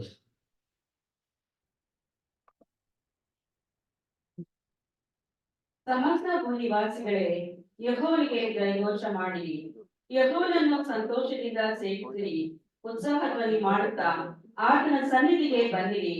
ಯೆಹೋವನೇ ದೇವರೆಂದು ತಿಳಿದುಕೊಳ್ಳಿರಿ. ನಮ್ಮನ್ನು ಉಂಟು ಮಾಡಿದವನು ಆತನೇ, ನಾವು ಆತನವರು, ಆತನ ಪ್ರಜೆಯು, ಆತನು ಪಾಲಿಸುವ ಹಿಂದೂ ಆಗಿದ್ದೇವೆ. ಕೃತಜ್ಞತಾ ಸ್ತುತಿಗೊಡಲಿ ಆತನ ಮಂದಿರ ದ್ವಾರಗಳಿಗೂ, ಕೀರ್ತನೆಯೊಡನೆ ಆತನ ಅಂಗಗಳಿಗೂ ಬಂದಿರಿ. ಆತನ ಉಪಕಾರ ಸ್ಮರಿಸಿರಿ, ಆತನ ನಾಮವನ್ನು ಕೊಂಡಾಡಿರಿ. ಯೆಹೋವನು ಒಳ್ಳೆಯವನು, ಆತನ ಕೃಪೆಯು ಯುಗಕ್ಕೂ, ಆತನ ಸತ್ಯತೆಯು ತರತಲಾಂತರಕ್ಕೂ ಇರುವವು. ಸೊ ನಾವು ದೇವರ ಒಂದು ಕ್ಯಾರೆಕ್ಟರಿಸ್ಟಿಕ್ ಗೋಸ್ಕರ ನಾವು ಲಾಭ ಪಡ್ಕೊಳ್ಳೋದು ಬೇರೆದು. ಲಾಭವನ್ನ ಹೊರತುಪಡಿಸಿ ದೇವರ ಗುಣಾತಿಶಯಗಳಿಗಾಗಿ ನಾವು ಕೃತಜ್ಞತೆಯನ್ನ ಸಲ್ಲಿಸಬೇಕು. ನಾವು ಬಹಳಷ್ಟು ಜನ ಇದನ್ನ ಮರ್ಕೊಡ್ತೀವಿ. ಲಾಭ ಮಾತ್ರ ಕೃತಜ್ಞತೆಯನ್ನ ಸಲ್ಲಿಸ್ತೀವಿ, ಆದ್ರೆ ನಾವು ದೇವರ ಒಂದು ಗುಣಕ್ಕಾಗಿಯೂ ನಾವು ಕೃತಜ್ಞತೆಯನ್ನ ಸಲ್ಲಿಸಬೇಕು. ಅದಕ್ಕೆ ಇಂಗ್ಲಿಷ್ ಅಲ್ಲಿ ಒಂದು ವಚನ ಹೇಳ್ತಾರೆ, ಅದು 90 ಕೀರ್ತನೆ 92:1. It is good to give thanks to Jehovah. ದೇವರಿಗೆ ಕೃತಜ್ಞತೆ ಸಲ್ಲಿಸುವಂತದ್ದು ಎಷ್ಟೋ ಒಳ್ಳೆಯದು. ಯಾಕೆ ಕೃತಜ್ಞತೆ ಸಲ್ಲಿಸಬೇಕು? Because of the characteristic of almighty God. So ಈ ರೀತಿಯಾಗಿ ನಾವು ಹಳೆ ಒಡಂಬಡಿಕೆಯಲ್ಲಿ 4 ವಿಧವಾದಂತ ಕೃತಜ್ಞತೆಯನ್ನ ಸಲ್ಲಿಸುವಂತ ವಿಧಾನಗಳನ್ನ ನಾವು ನೋಡ್ತೀವಿ. ಈಗ ಹೊಸ ಒಡಂಬಡಿಕೆಗೆ ಬರೋದಾಯ್ತು ಅಂತಂದ್ರೆ, ಹೊಸ ಒಡಂಬಡಿಕೆಯಲ್ಲಿ ಕೃತಜ್ಞತೆ ಸ್ತುತಿಯ ಬಗ್ಗೆ ಅಥವಾ ಕೃತಜ್ಞತೆ ಸಲ್ಲಿಸುವಿಕೆಯ ಬಗ್ಗೆ ಈ ಒಂದು ವಿಷಯದಲ್ಲಿ 45 ಸಾರಿ ಉಲ್ಲೇಖ ಮಾಡಿರುವಂತದ್ದು. ಇಲ್ಲಿ ಮುಖ್ಯವಾಗಿ 2 ವಿಷಯಕ್ಕಾಗಿ ಕೃತಜ್ಞತೆಯನ್ನ ಕೊಂಡಾಟವನ್ನ ಸಲ್ಲಿಸುವಂತದ್ದನ್ನ ನಾವು, ಒಂದು ಲೌಕಿಕವಾದಂತ ವಿಷಯಕ್ಕೆ, ಒಂದು ಆತ್ಮಿಕವಾದಂತ ವಿಷಯಕ್ಕೆ. ಯೇಸು ಕ್ರಿಸ್ತನು ಈ ಭೂಲೋಕದಲ್ಲಿದ್ದಾಗ ಆತನು ಲೌಕಿಕವಾಗಿ ದೇವರು ಕೊಟ್ಟಂತ ಆಹಾರಕ್ಕಾಗಿ ಯಾವಾಗಲೂ ಕೃತಜ್ಞತೆಯನ್ನ ಸಲ್ಲಿಸುವಂತದ್ದನ್ನ ನಾವು ನೋಡ್ತೀವಿ. ಆಗ 7,000 ಜನಕ್ಕೆ ಊಟ ಬಡಿಸ್ಬೇಕಾದ್ರೂ ಅಷ್ಟೇ ರೊಟ್ಟಿ, 5,000 ಜನಕ್ಕೆ ರೊಟ್ಟಿ ಏನಂತ ಮಾಡಿದ್ರು, ರೊಟ್ಟಿಯನ್ನ ತೆಗೆದುಕೊಂಡು ದೇವರಿಗೆ ಸ್ತೋತ್ರ ಮಾಡಿ ಅದನ್ನ ಏನ್ ಮಾಡಿದ್ರು, ಹಂಚಿದ್ರು. ಕರ್ತರ ಕಡೆ ಭೋಜನದ ಸಂಸ್ಕಾರದ ಆಚರಣೆಯಲ್ಲಿ ರೊಟ್ಟಿಯನ್ನ ತೆಗೆದುಕೊಂಡು ದೇವರಿಗೆ ಸ್ತೋತ್ರ ಮಾಡಿ ಅದನ್ನ ಹಂಚಿದ್ರು. ಇದೇ ಒಂದು ಆದಿಯಲ್ಲಿ ಆತನ ಶಿಷ್ಯನಾದಂತ ಪೌಲನು ಸಹ ಏನ್ ಮಾಡಿದ್ರು, ಅದೇ ಪ್ರಿನ್ಸಿಪಲ್ಸ್ ಫಾಲೋ ಮಾಡ್ತಾರೆ. ಏನಂತಂದ್ರೆ ಈ ಲೌಕಿಕದಲ್ಲಿ ದೇವರು ನಮಗೆ ಕೊಡುವಂತಹ ಆಹಾರಕ್ಕಾಗಿ ದೇವರಿಗೆ ತರುತ್ತೆ. ಅದೇ ರೀತಿ ಇಲ್ಲಿ ಒಂದು ಎಕ್ಸಾಂಪಲ್, ಸತ್ಯವೇದದಲ್ಲಿ ಇರತಕ್ಕಂಥ ಎಕ್ಸಾಂಪಲ್ ನ ಕೊಡ್ತಾ ಇದ್ದೀನಿ. ಲೌಕಿಕವಾದಂತ ವಿಚಾರಕ್ಕೆ ಕೃತಜ್ಞತೆಯನ್ನ ದೇವರಿಗೆ ಸಲ್ಲಿಸುವಂತದ್ದು ನಮ್ಮ ಕೆಲಸ, ನಮ್ಮ ಒಂದು ಕರ್ತವ್ಯ. ನಾವು ಸುರಕ್ಷಿತವಾಗಿ ಬಂದಿದ್ದೀವಿ ಅಂತಂದ್ರೆ, ಈ ಒಂದು ಸಮ್ಮೇಳನದಲ್ಲಿ ಭಾಗವಹಿಸಲು ಬಂದಿದ್ದೀವಿ ಅಂತಂದ್ರೆ ದೇವರ ಸಹಾಯ ನಿರ್ದರ್ಶನಗಳಿಲ್ಲದೆ ನಾವು ಇದು ಬರೋದಕ್ಕೆ ಸಾಧ್ಯವಿಲ್ಲ. ಅದಕ್ಕೋಸ್ಕರ ದೇವರಿಗೆ ನಾವು ಸ್ತೋತ್ರವನ್ನ ಹೇಳೋಣ. ಒಂದು ಉದಾಹರಣೆ ಓದೋಣ. ಮತ್ತಾಯ 15:36.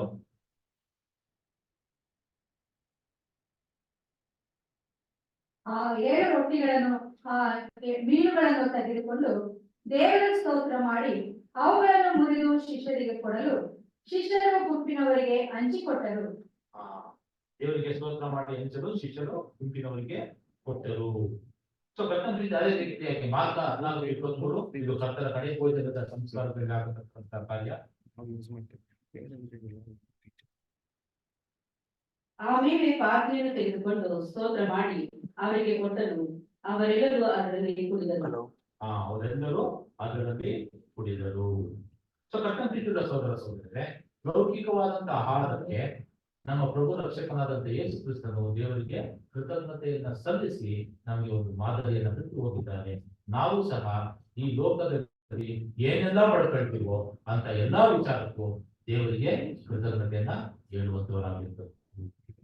ಸೊ ಸಹೋದರರೇ, ಪೌಲನು ಬಹಳಷ್ಟು ವಿಷಯದಲ್ಲಿ ದೇವರಿಗೆ ಕೃತಜ್ಞತೆಯನ್ನ ಸಲ್ಲಿಸ್ತಾನೆ.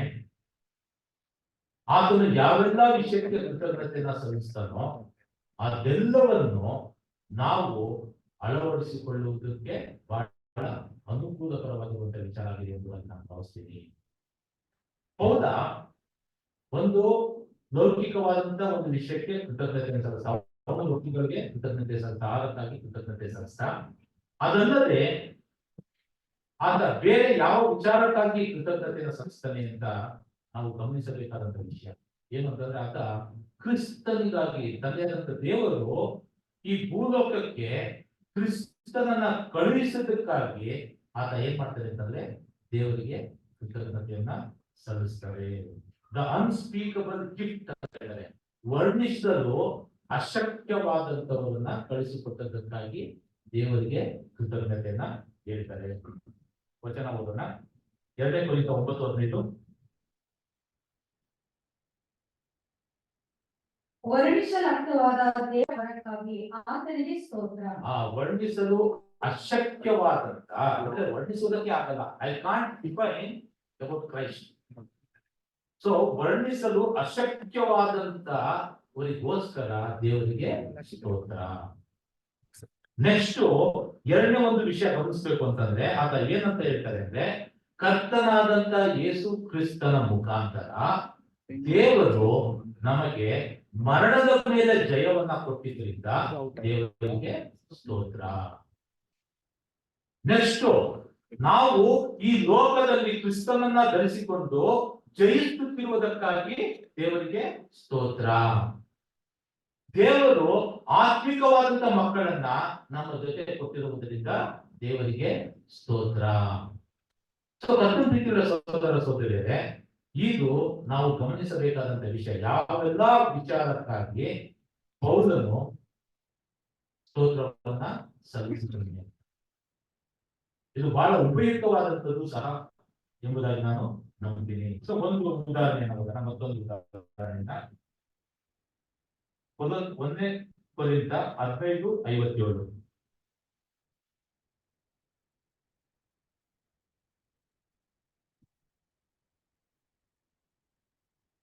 ಆದರೆ ನಮ್ಮ ಕರ್ತನಾದ ಯೇಸು ಕ್ರಿಸ್ತನ ಮೂಲಕ ನಮಗೆ ಜಯವನ್ನು ಕೊಟ್ಟಿದ್ದಾನೆ, ಆತನಿಗೆ ಸ್ತೋತ್ರ. ನಮ್ಮ ಕರ್ತನಾದಂತ ಯೇಸು ಕ್ರಿಸ್ತನ ಮೂಲಕ ನಮಗೆ ಜಯವನ್ನ ಕೊಟ್ಟಿದ್ದಾನೆ, ಅದಕ್ಕಾಗಿ ಸ್ತೋತ್ರ. ನೆಕ್ಸ್ಟ್ 1 ಥೆಸಲೋನಿಕ 1:2. ತಂದೆಯಾದ ದೇವರಲ್ಲಿಯೂ ಕರ್ತನಾದ ಯೇಸು ಕ್ರಿಸ್ತನಲ್ಲಿ ಇರುವ ಥೆಸಲೋನಿಕದವರ ಸಭೆಗೆ ಪೌಲ, ಸಿಲೋನ್, ತಿಮೋಥಿ ಎಂಬ ನಾವು ಬರೆಯುವುದೇನೆಂದರೆ, ನಿಮಗೆ ಕೃಪೆಯೂ ಶಾಂತಿಯೂ ಆಗಲಿ.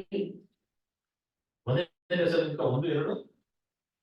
ನಾವು ನಂಬಿಕೆಯ ಪರವಾದ ನಿಮ್ಮ ಕೆಲಸವನ್ನು, ಪ್ರೀತಿಪೂರ್ವಕವಾದ ನಿಮ್ಮ ಪ್ರಯಾಸವನ್ನು, ನಮ್ಮ ಕರ್ತನಾದ ಯೇಸು ಕ್ರಿಸ್ತನ ಮೇಲಿನ ನಿರೀಕ್ಷೆಯಿಂದ ಉಂಟಾದ ನಿಮ್ಮ ಸೈರಣೆಯನ್ನು ನಮ್ಮ ತಂದೆಯಾದ ದೇವರ ಮುಂದೆ ಎಡೆಬಿಡದೆ ಜ್ಞಾಪಕ ಮಾಡಿಕೊಂಡು ನಮ್ಮ ಪ್ರಾರ್ಥನೆಗಳಲ್ಲಿ ನಿಮಗೋಸ್ಕರ ವಿಜ್ಞಾಪನೆ ಮಾಡುವಾಗ ನಿಮ್ಮೆಲ್ಲರ ವಿಷಯದಲ್ಲಿ ದೇವರಿಗೆ ಯಾವಾಗಲೂ ಕೃತಜ್ಞತಾ ಸ್ತುತಿ ಸಲ್ಲಿಸುತ್ತೇವೆ. ದೇವರ ಮಕ್ಕಳನ್ನ ಕೊಡುವುದಕ್ಕಾಗಿ ಅವ್ರಿಗೋಸ್ಕರ ಏನ್ ಮಾಡ್ತಾ ಇದ್ದಾರೆ, ದೇವರಿಗೆ ಕೃತಜ್ಞತೆಯನ್ನ ಸಲ್ಲಿಸುವಂತನ್ನ ನಾವು ನೋಡ್ತೀವಿ. ಕರ್ತನ ಸಹೋದರ ಸಹೋದರರಿಗೆ, ಹೊಸ ಒಡಂಬಡಿಕೆಯಲ್ಲಿ ನಾವು ಕೃತಜ್ಞತಾ ಸ್ತುತಿಯ ವಿಷಯದಲ್ಲಿ 2 ಪ್ರಮುಖವಾದಂತ ವೈಶಿಷ್ಟ್ಯಗಳನ್ನ ನಾವು ನೋಡ್ತೀವಿ. two important features of thanksgiving given in the New Testament. ಪ್ರಿಯ ಸಹೋದರ ಮತ್ತು ಸಹೋದರಿಯರೇ, ಇದರ ಮೊದಲ ವೈಶಿಷ್ಟ್ಯತೆ ಏನು ಅಂತ ನಾವು ನೋಡ್ತೀವಿ ಅಂತಂದ್ರೆ, ಎಡಬಿಡದೆ ಕೃತಜ್ಞತೆಯನ್ನ ಸಲ್ಲಿಸುವಂಥದ್ದು. ಯಾಕಂದ್ರೆ ರಾತ್ರಿ ಹೇಳ್ದಂಗೆ ನಾವು ದೇವರಿಂದ ಪ್ರತಿಯೊಂದು ದಿನ, ಪ್ರತಿ ಕ್ಷಣ, ಪ್ರತಿ ಗಳಿಗೆಯಲ್ಲಿ ಪಡ್ಕೊಳ್ತಾನೆ ಇರ್ತೀವಿ. ಸೊ ಹಾಗಾಗಿ ನ್ಯಾಚುರಲಿ ಏನಾಗುತ್ತೆ ಅಂತಂದ್ರೆ, ನಾವು ಕೃತಜ್ಞತೆ ಸಲ್ಲಿಸುವಂತ ಒಂದು ಫ್ರೀಕ್ವೆನ್ಸಿ ಏನಾಗುತ್ತೆ ಅಂತ ಆಟೋಮೆಟಿಕ್ ಆಗಿ ಏನಾಗ್ಬೇಕು, ಜಾಸ್ತಿ ಆಗ್ಬೇಕು. ನಾವು ಜಾಸ್ತಿ ಆಗ್ತಾ ಇಲ್ಲ ಅಂತಂದ್ರೆ ನಾವು ಉತ್ತಮವಾದಂತ ರೀತಿಯಲ್ಲಿ ದೇವರಿಗೆ ನಾವು ಗೌರವ ಕೊಡ್ತಾ ಇಲ್ಲ ಇದ್ದಾಗ. ಅಂದ್ರೆ ನೋಡಿ, ಅನ್ಯ ಒಂದು ಧರ್ಮಕ್ಕೆ ಸೇರಿದವರು ಪ್ರತಿಯೊಂದು ವಿಷಯ ಕೂತ್ರನು ಅವರ ಒಂದು ದೇವರ ವಿಷಯದಲ್ಲಿ ಹೇಳ್ತಾರೆ, ನಿಂತನು ದೇವರ ವಿಷಯದಲ್ಲಿ ಹೇಳ್ತಾರೆ, ಎಲ್ಲೇ ಹೋದ್ರೂ ದೇವರ ವಿಷಯದಲ್ಲಿ ಹೇಳ್ತಾರೆ, ಪ್ರತಿಯೊಂದು ಹಂತದಲ್ಲೂ ಹೇಳ್ತಾರೆ. ನಾವು ನಿಜವಾಗಿ ಕೆಲಸ ಮಾಡ್ಬೇಕಾಗಿರೋದು ಯಾರು? ನಾವುಗಳ ಅದನ್ನ ಮಾಡ್ತೇವೆ. ಬೆಳಿಗ್ಗೆ ಎದ್ದಾಗ, ತಿಂಡಿ ತಿನ್ಬೇಕಾದ್ರೆ, ಹೊರಗಡೆ ಹೋಗ್ಬೇಕಾದ್ರೆ, ಮನೆಗೆ ಬಂದಾಗ, ಏನು ಕೆಲಸ ಮಾಡೋದಕ್ಕೆ ಪ್ರಾರಂಭ ಮಾಡಿದಾಗ, ಅದನ್ನ ಮುಗಿಸಿದಾಗ, ಪ್ರತಿಯೊಂದು ಹಂತದಲ್ಲಿಯೂ ನಾವು ಕೃತಜ್ಞತೆಯನ್ನ ಎಡಬಿಡದೆ ದೇವರಿಗೆ ಸಮರ್ಪಿಸಬೇಕು. ಹೊಸ ಒಡಂಬಡಿಕೆಯಲ್ಲಿ ಇದೇ ಒಂದು ಕ್ರಮವನ್ನ ನಾವು ನೋಡ್ತೀವಿ. ಏನು ಅಂತಂದ್ರೆ, ಹೊಸ ಒಡಂಬಡಿಕೆಯಲ್ಲಿ ಕೃತಜ್ಞತಾ ಸ್ತುತಿಯ ಎರಡು ವೈಶಿಷ್ಟ್ಯತೆಗಳಲ್ಲಿ ಮೊದಲನೇ ವೈಶಿಷ್ಟ್ಯತೆ ಏನು ಅಂತಂದ್ರೆ, ಎಡಬಿಡದೆ ದೇವರಿಗೆ ಕೃತಜ್ಞತೆಯನ್ನ ಸಲ್ಲಿಸುವಂತದ್ದು. 2 ಕೊರಿಂಥ 4ನೇ ಅಧ್ಯಾಯ 15ನೇ ವಚನ.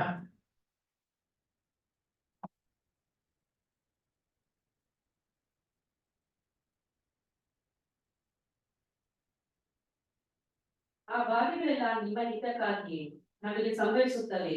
ಅವುಗಳಲ್ಲಿ ಅಧಿಕವಾಗಿ ದೊರಕುವ ದೈವ ಕೃಪೆಯು ಬಹುಜನರಿಗೆ ಕೃತಜ್ಞತೆಯನ್ನು ಹುಟ್ಟಿಸುವುದರಿಂದ ದೇವರಿಗೆ ಹೆಚ್ಚಾದ ಸ್ತೋತ್ರವನ್ನು ಉಂಟು ಮಾಡುವುದು. ದೇವರಿಗೆ ಹೆಚ್ಚಾದಂತ ಸ್ತೋತ್ರವನ್ನ ಅದು ಮತ್ತೊಂದು ಕಡೆ ಹೇಳ್ತಾರೆ, 3:13-15 ಎಡಬಿಡದೆ ನೀವು ದೇವರಿಗೆ ಕೃತಜ್ಞತೆಯನ್ನ ಸಲ್ಲಿಸಿ. ಇಲ್ಲಿ 13-15.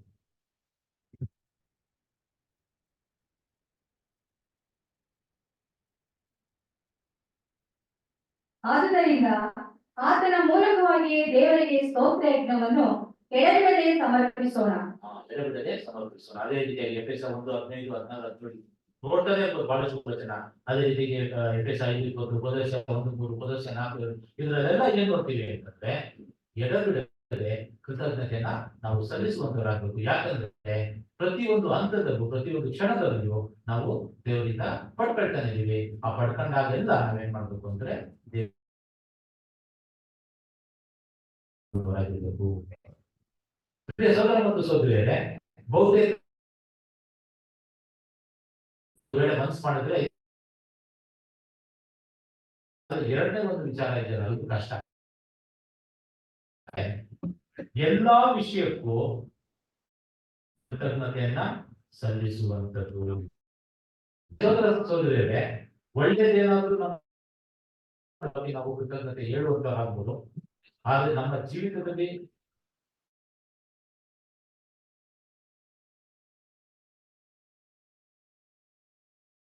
ಕಷ್ಟಕರವಾದಂತ ಕೆಲಸ. ಆದ್ರೂ ನಂಬಿಕಸ್ಥರು ಆದಂತ ನಾವುಗಳು ಈ ಒಂದು ನಮಗೆ ಖಂಡಿತವಾಗಿ ಅಳವಡಿಸಲೇಬೇಕು. ಸೊ ಎಲ್ಲಾ ವಿಷಯದಲ್ಲೂ ನಾವು ಕೃತಜ್ಞ ಕೆಲಸ ನಾವು ಮಾಡಬೇಕು. ಎಫೆಸ 5:20. ಯಾವಾಗಲೂ ಎಲ್ಲಾ ಕಾರ್ಯಗಳಿಗೋಸ್ಕರ ನಮ್ಮ ಕರ್ತನಾದ ಯೇಸು ಕ್ರಿಸ್ತನ ಹೆಸರಿನಲ್ಲಿ ತಂದೆಯಾದ ದೇವರಿಗೆ ಸ್ತೋತ್ರ ಮಾಡುತ್ತಾ ಕ್ರಿಸ್ತನಿಗೆ ಭಯಪಡುವವರಾಗಿದ್ದು ಒಬ್ಬರಿಗೊಬ್ಬರು ವಿನಯವುಳ್ಳವರಾಗಿ ನಡೆದುಕೊಳ್ಳಿ. ಎಲ್ಲಾ ವಿಷಯದಲ್ಲೂ ನಾವು ದೇವರಿಗೆ ಕೃತಜ್ಞತೆಯನ್ನ ಸಲ್ಲಿಸಬೇಕು, ಸ್ತೋತ್ರವನ್ನ ಸಲ್ಲಿಸಬೇಕು. ಸತ್ಯ ಮಕ್ಕಳಾದಂತ ನಾವುಗಳು ನಮ್ಮ ಮನಸ್ಸಿನಲ್ಲಿ ನಮ್ಮ ಜೀವಿತದಲ್ಲಿ ನಡೆಯತಕ್ಕಂತ ಪ್ರತಿಯೊಂದು ಕಾರ್ಯವು ದೇವರ ಚಿತ್ತಕ್ಕನುಸಾರವಾಗಿ ನಡೆಯುತ್ತಿದೆ. ಅದು ಸತ್ಯವೂ ಸರಿ. ಅದಕ್ಕೆ ಬಹಳಷ್ಟು ಉದಾಹರಣೆಗಳಿದೆ, ಅದೇ ಬೇರೆ ಸಬ್ಜೆಕ್ಟ್. ಕ್ರಿಶ್ಚಿಯನ್ ಸಿಟಿಸನ್ಶಿಪ್, ಕ್ರಿಸ್ತಿಯ ಒಂದು ಪೌರತ್ವ ಅನ್ನತಕ್ಕಂಥ ಒಂದು ವಿಷಯದಲ್ಲಿ ನಾನು ಕಳೆದ ಒಂದು 2 ವಾರಗಳಿಂದ ಮಾತಾಡಬೇಕಾದ್ರೆ ನೋಡ್ತಾ ಇದ್ದೇನೆ. ಏನು ಅಂತಂದ್ರೆ, ನಮಗೆ ಕೆಡುಕನ್ನ ಮಾಡತಕ್ಕಂತ ಅಧಿಕಾರಿಗಳು ನಮ್ಮ ಮೇಲೆ ಇತ್ತು ಅಂತಂದ್ರು, ಅದು ಸಹ ದೇವರ ಚಿತ್ತ. ದೇವರು ಅದರ ಮುಖಾಂತರ ನಮ್ಮಲ್ಲಿ ಏನೋ ಕಾರ್ಯವನ್ನ ಮಾಡಬೇಕೆಂದಿರುವುದರಿಂದ ಆ ರೀತಿಯಾಗಿ ಸಂಭವಿಸಿದೆ ಎಂಬುದಾಗಿ ನಮಗೆ ಒಂದು ವಚನ ಓದೋಣ. ರೋಮದವರಿಗೆ ಬರೆದ ಪತ್ರಿಕೆ 8ನೇ ಅಧ್ಯಾಯ 28ನೇ ವಚನ. ಇದಲ್ಲದೆ ದೇವರ ಸಂಕಲ್ಪದ ಮೇರೆಗೆ ಕರೆಯಲ್ಪಟ್ಟು ಆತನನ್ನು ಪ್ರೀತಿಸುವವರ ಹಿತಕ್ಕಾಗಿ ಎಲ್ಲಾ ಕಾರ್ಯಗಳು ಅನುಕೂಲವಾಗುತ್ತವೆ ಎಂದು ನಮಗೆ ಗೊತ್ತಾಗುತ್ತದೆ. ದೇವರ ಸಂಕಲ್ಪದ ಮೇಲೆ ಕರೆಯಲ್ಪಟ್ಟು, ಸೊ ದೇವರು ಅಂತವರಿಗೆ ಎಲ್ಲಾ ಒಳ್ಳೆ ಕಾರ್ಯಗಳು ಆಗ್ಬೇಕು ಎಂದು ದೇವರ ಚಿತ್ತ ಇರುವುದರಿಂದ ನಮ್ಮ ಜೀವಿತದಲ್ಲಿ ಏನೇ ನಡೆದ್ರು ಅದು ನಮ್ಮ ಒಳಿತಿಗಾಗಿ. ಸೊ ಹಾಗಾಗಿ ಅಂತ ಕಠಿಣವಾದಂತ ಪರಿಸ್ಥಿತಿಯಲ್ಲಿಯೂ ನಾವೇನ್ ಮಾಡ್ಬೇಕು? ದೇವರಿಗೆ ಕೃತಜ್ಞತೆ ಸಲ್ಲಿಸಬೇಕು. ಭಕ್ತಾದಿಗಳು ಇದಕ್ಕೆ ನಮ್ಗೆ ಉದಾಹರಣೆಯನ್ನು ಕೊಟ್ಟಿದ್ದಾರೆ. ದಾನಿಯೇಲನಿಗೆ ನೆಬೂಕದ್ನೆಚ್ಚರನಿಗೆ ಅಡ್ಡ ಬೀಳಲ್ಲ ಅಂತಂದ್ಬಿಟ್ಟು, ಆ ವಿಗ್ರಹಕ್ಕೆ ಅಡ್ಡ ಬೀಳಲ್ಲ ಅಂತಂದ್ಬಿಟ್ಟು ಆತನಿಗೆ ಏನ್ ಮಾಡ್ತಾರೆ? ಸಿಂಹದ ಗವಿಗೆ ಹಾಕತಕ್ಕಂತ ಒಂದು ಹುನ್ನಾರವನ್ನ ಅಲ್ಲಿ ತಂತ್ರವನ್ನ ಮಾಡ್ತಾರೆ. ಆ ಸಮಯದಲ್ಲಿ ಆತ ಎದುರ್ಕಣ್ಣ, ಏನಪ್ಪಾ ಅಂದ್ರೆ ಹಿಂಗ್ ಮಾಡ್ಬಿಟ್ಟಲ್ಲ ನೀನು ಅಂತ ಬೈದ್ನ, ಏನ್ ಮಾಡ್ತಾನೆ? ಅಂದ್ರೆ ಏನು? ಹೋಗ್ಬೇಕಾದ್ರೆ ಸುಮ್ಮನೆ ಹೋಗ್ಲಿಲ್ಲ, ದೇವರೇ ನಿಮ್ಗೆ ಕೃತಜ್ಞತೆ ಅಂದ್ಬಿಟ್ಟು ಹೋಗ್ತಾರೆ. ಎಕ್ಸಾಂಪಲ್ಸ್ ಕೊಟ್ಟಿದ್ದಾರೆ, ಕೃತಜ್ಞತೆ ಅಂತ ಹೇಳ್ಬಿಟ್ಟು ಹೋಗ್ತಾರೆ. ದಾನಿಯೇಲ 6:10. ಶಾಸನಕ್ಕೆ ರುಜುವಾದದ್ದು ದಾನಿಯೇಲನಿಗೆ ತಿಳಿದಾಗ ಅವನು ತನ್ನ ಮನೆಗೆ ಹೋಗಿ ಯೆರೂಸಲೇಮಿನ ಕಡೆಗೆ ಕದವಿಲ್ಲದ ಕಿಟಕಿಯುಳ್ಳ ತನ್ನ ಮಹಡಿಯ ಕೋಣೆಯಲ್ಲಿ ಯಥಾ ಪ್ರಕಾರ ದಿನಕ್ಕೆ 3 ಆವರ್ತಿ ಮೊಣಕಾಲೂರಿ ತನ್ನ ದೇವರಿಗೆ ಪ್ರಾರ್ಥನೆ ಮಾಡಿ ಸ್ತೋತ್ರ. ಈ ವಿಷಯ ಗೊತ್ತಾಯ್ತು. ಆತನಿಗೆ ಸಿಂಹದ ಧೃತಿಗಳಿಂದ ಭಯಪಡ್ತಿದ್ದ. ಬದಲಿಗೆ ಏನ್ ಮಾಡ್ತಾರೆ ಅಂತಂದ್ರೆ, ಯಾವ ರೀತಿಯಾಗಿ ತನ್ನ ಕೋಣೆಗೆ ಹೋಗಿ ದೇವರಿಗೆ ಪ್ರಾರ್ಥನೆ ಮಾಡ್ತಾ ಇದ್ನೋ ಅದೇ ರೀತಿಯಾಗಿ ಪ್ರಾರ್ಥನೆ ಮಾಡಿ ದೇವರಿಗೆ ಕೃತಜ್ಞತೆ ಸ್ತೋತ್ರವನ್ನ ಸಲ್ಲಿಸುವಂತದ್ದು ನಾವು ನೋಡ್ತೀವಿ. ಯೋನ ಮೀನಿನ ಹೊಟ್ಟೆ ಸಮುದ್ರದ ಅಡಿಯಲ್ಲಿ ಇರ್ತಾನೆ. ಸೊ ಆಗ ಏನ್ ಮಾಡ್ತಾನಂತೆ, ಅಂತ ಒಂದು ಕೆಟ್ಟ ಪರಿಸ್ಥಿತಿಯಲ್ಲಿಯೂ ಆತ ದೇವರಿಗೆ ಕೃತಜ್ಞತೆ ಹೇಳುವುದನ್ನ ಮರೆಯುತ್ತಿದ್ದ. ಸೊ ಪ್ರಿಯ ಸಹೋದರ ಮತ್ತು ಸಹೋದರಿಯರೇ, ಹೊಸ ಒಡಂಬಡಿಕೆಯಲ್ಲಿ ನಾವು ನೋಡುವ ವೈಶಿಷ್ಟ್ಯಗಳು, ಕೃತಜ್ಞತಾ ಸ್ತುತಿಯ ವೈಶಿಷ್ಟ್ಯಗಳು. ಒಂದು ಎಡಬಿಡದೆ ಕೃತಜ್ಞತೆಯನ್ನ ಸಲ್ಲಿಸಬೇಕು. ಎರಡನೇದು, ಎಲ್ಲಾ ವಿಷಯಕ್ಕೂ ನಾವು ಕೃತಜ್ಞತೆಯನ್ನ ಸಲ್ಲಿಸಬೇಕು. ಪ್ರಿಯ ಸಹೋದರ ಮತ್ತು ಸಹೋದರಿಯರೇ, ಒಂದು ವೇಳೆ ಕೃತಜ್ಞತೆ ಸಲ್ಲಿಸಲಿಲ್ಲ ಅಂದ್ರೆ ಏನಾಗುತ್ತೆ? ಇದಕ್ಕೂ ಒಂದು ಉದಾಹರಣೆ. ಯೇಸು ಕ್ರಿಸ್ತ ಗಲಿಲಾಯ ಮತ್ತು ಸಮಾರ್ಯದ ಮಧ್ಯೆ ಹಾದು ಹೋಗ್ಬೇಕಾದ್ರೆ 10 ಜನ ಕುಷ್ಠರೋಗಿಗಳು ಬರ್ತಾರೆ. 10 ಜನರಲ್ಲಿ ಒಬ್ಬ ಮಾತ್ರ ಬಂದು ದೇವರ ಯೇಸು ಕ್ರಿಸ್ತನಿಗೆ ಕೃತಜ್ಞತೆಯನ್ನ ಸಲ್ಲಿಸ್ತಾರೆ. ಇನ್ನು ಉಳಿದ 9 ಜನರು ಸಹ ಏನ್ ಮಾಡೋದು ಬಗ್ಗೆ ಬಂದು ಕೃತಜ್ಞತೆಯನ್ನ ಸಲ್ಲಿಸಲ್ಲ. ಸೊ ಈ ರೀತಿಯಾಗಿ ಕೃತಜ್ಞತೆಯನ್ನ ಸಲ್ಲಿಸದೆ ಇರತಕ್ಕಂಥವ್ರು ಯಾವ ರೀತಿಯಾದಂತ ವಿಚಾರಗೊಳಗಾಗ್ತಾರೆ? ಪಾಪಕ್ಕೆ ಒಳಗಾಗ್ತಾರೆ. ಬಿಕಾಸ್ ಇನ್ಗ್ರಾಟಿಟ್ಯೂಡ್, ಕೃತಜ್ಞತೆ ಸಲ್ಲಿಸದೆ ಇರುವಿಕೆ ಪಾಪಕ್ಕೆ ಅದು ಸಮಾನವಾಗಿದೆ. It is equal to a sin. ಕಡೆಯ ಕಾಲದಲ್ಲಿ ಈ ಭೂಲೋಕದಲ್ಲಿ ಉಂಟಾಗತಕ್ಕಂತ ವಿಭಿನ್ನ ರೀತಿಯಾದಂತಹ ಒಂದು ಪಾಪಗಳಲ್ಲಿ ಕೃತಜ್ಞತೆಯನ್ನ ಸಲ್ಲಿಸದೇ ಇರುವಂತದ್ದು ಸಹ ಏನಂತೆ ಒಂದು ಪಾಪ. ಸೊ ಹಾಗಾಗಿ ಕ್ರೈಸ್ತರಾದಂತಹ ನಾವು ಪ್ರತಿಯೊಬ್ಬರು ದೇವರಿಗೆ ಕೃತಜ್ಞತೆಯನ್ನ ಸಲ್ಲಿಸುವಂತರಾಗಿರುತ್ತೆ. ಒಂದೇ ವಚನ ಓದಿ ಈ ವಿಷಯವನ್ನು ನಾವು ಮುಗಿಸೋಣ. 2 ತಿಮೋಥಿ 3:2.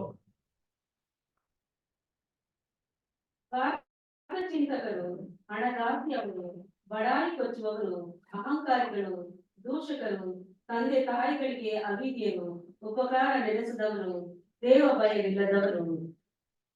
ಉಪಕಾರ ನೆನೆಸದವರು, ದೇವ ಭಯ ಇಲ್ಲದೆ. ಇದೇನು ಅಂತಂದ್ರೆ ಅಂತ್ಯಕಾಲದಲ್ಲಿ ಜನರಲ್ಲಿ ಕಂಡು ಬರುವಂತ ವಿಭಿನ್ನ ರೀತಿಯಾದಂತ ಪಾಪಗಳಲ್ಲಿ ಒಂದು ಪಾಪ ಏನು ಅಂದ್ರೆ ಕೃತಜ್ಞತೆ ಸಲ್ಲಿಸುತ್ತೇವೆ. ಅದಕ್ಕಿಂತ ನಾನು ಹೇಳಿದ 10 ಜನ ಕುಷ್ಠರೋಗಿಗಳು ಅದು ಮನೆಗೆ ಹೋಗ್ಬೇಡಿ ಲೂಕ 17:11-19 ಈ ಒಂದು ವಿಷಯವನ್ನ ಇಲ್ಲಿ ವ್ಯಕ್ತಪಡಿಸಿದ್ದಾರೆ.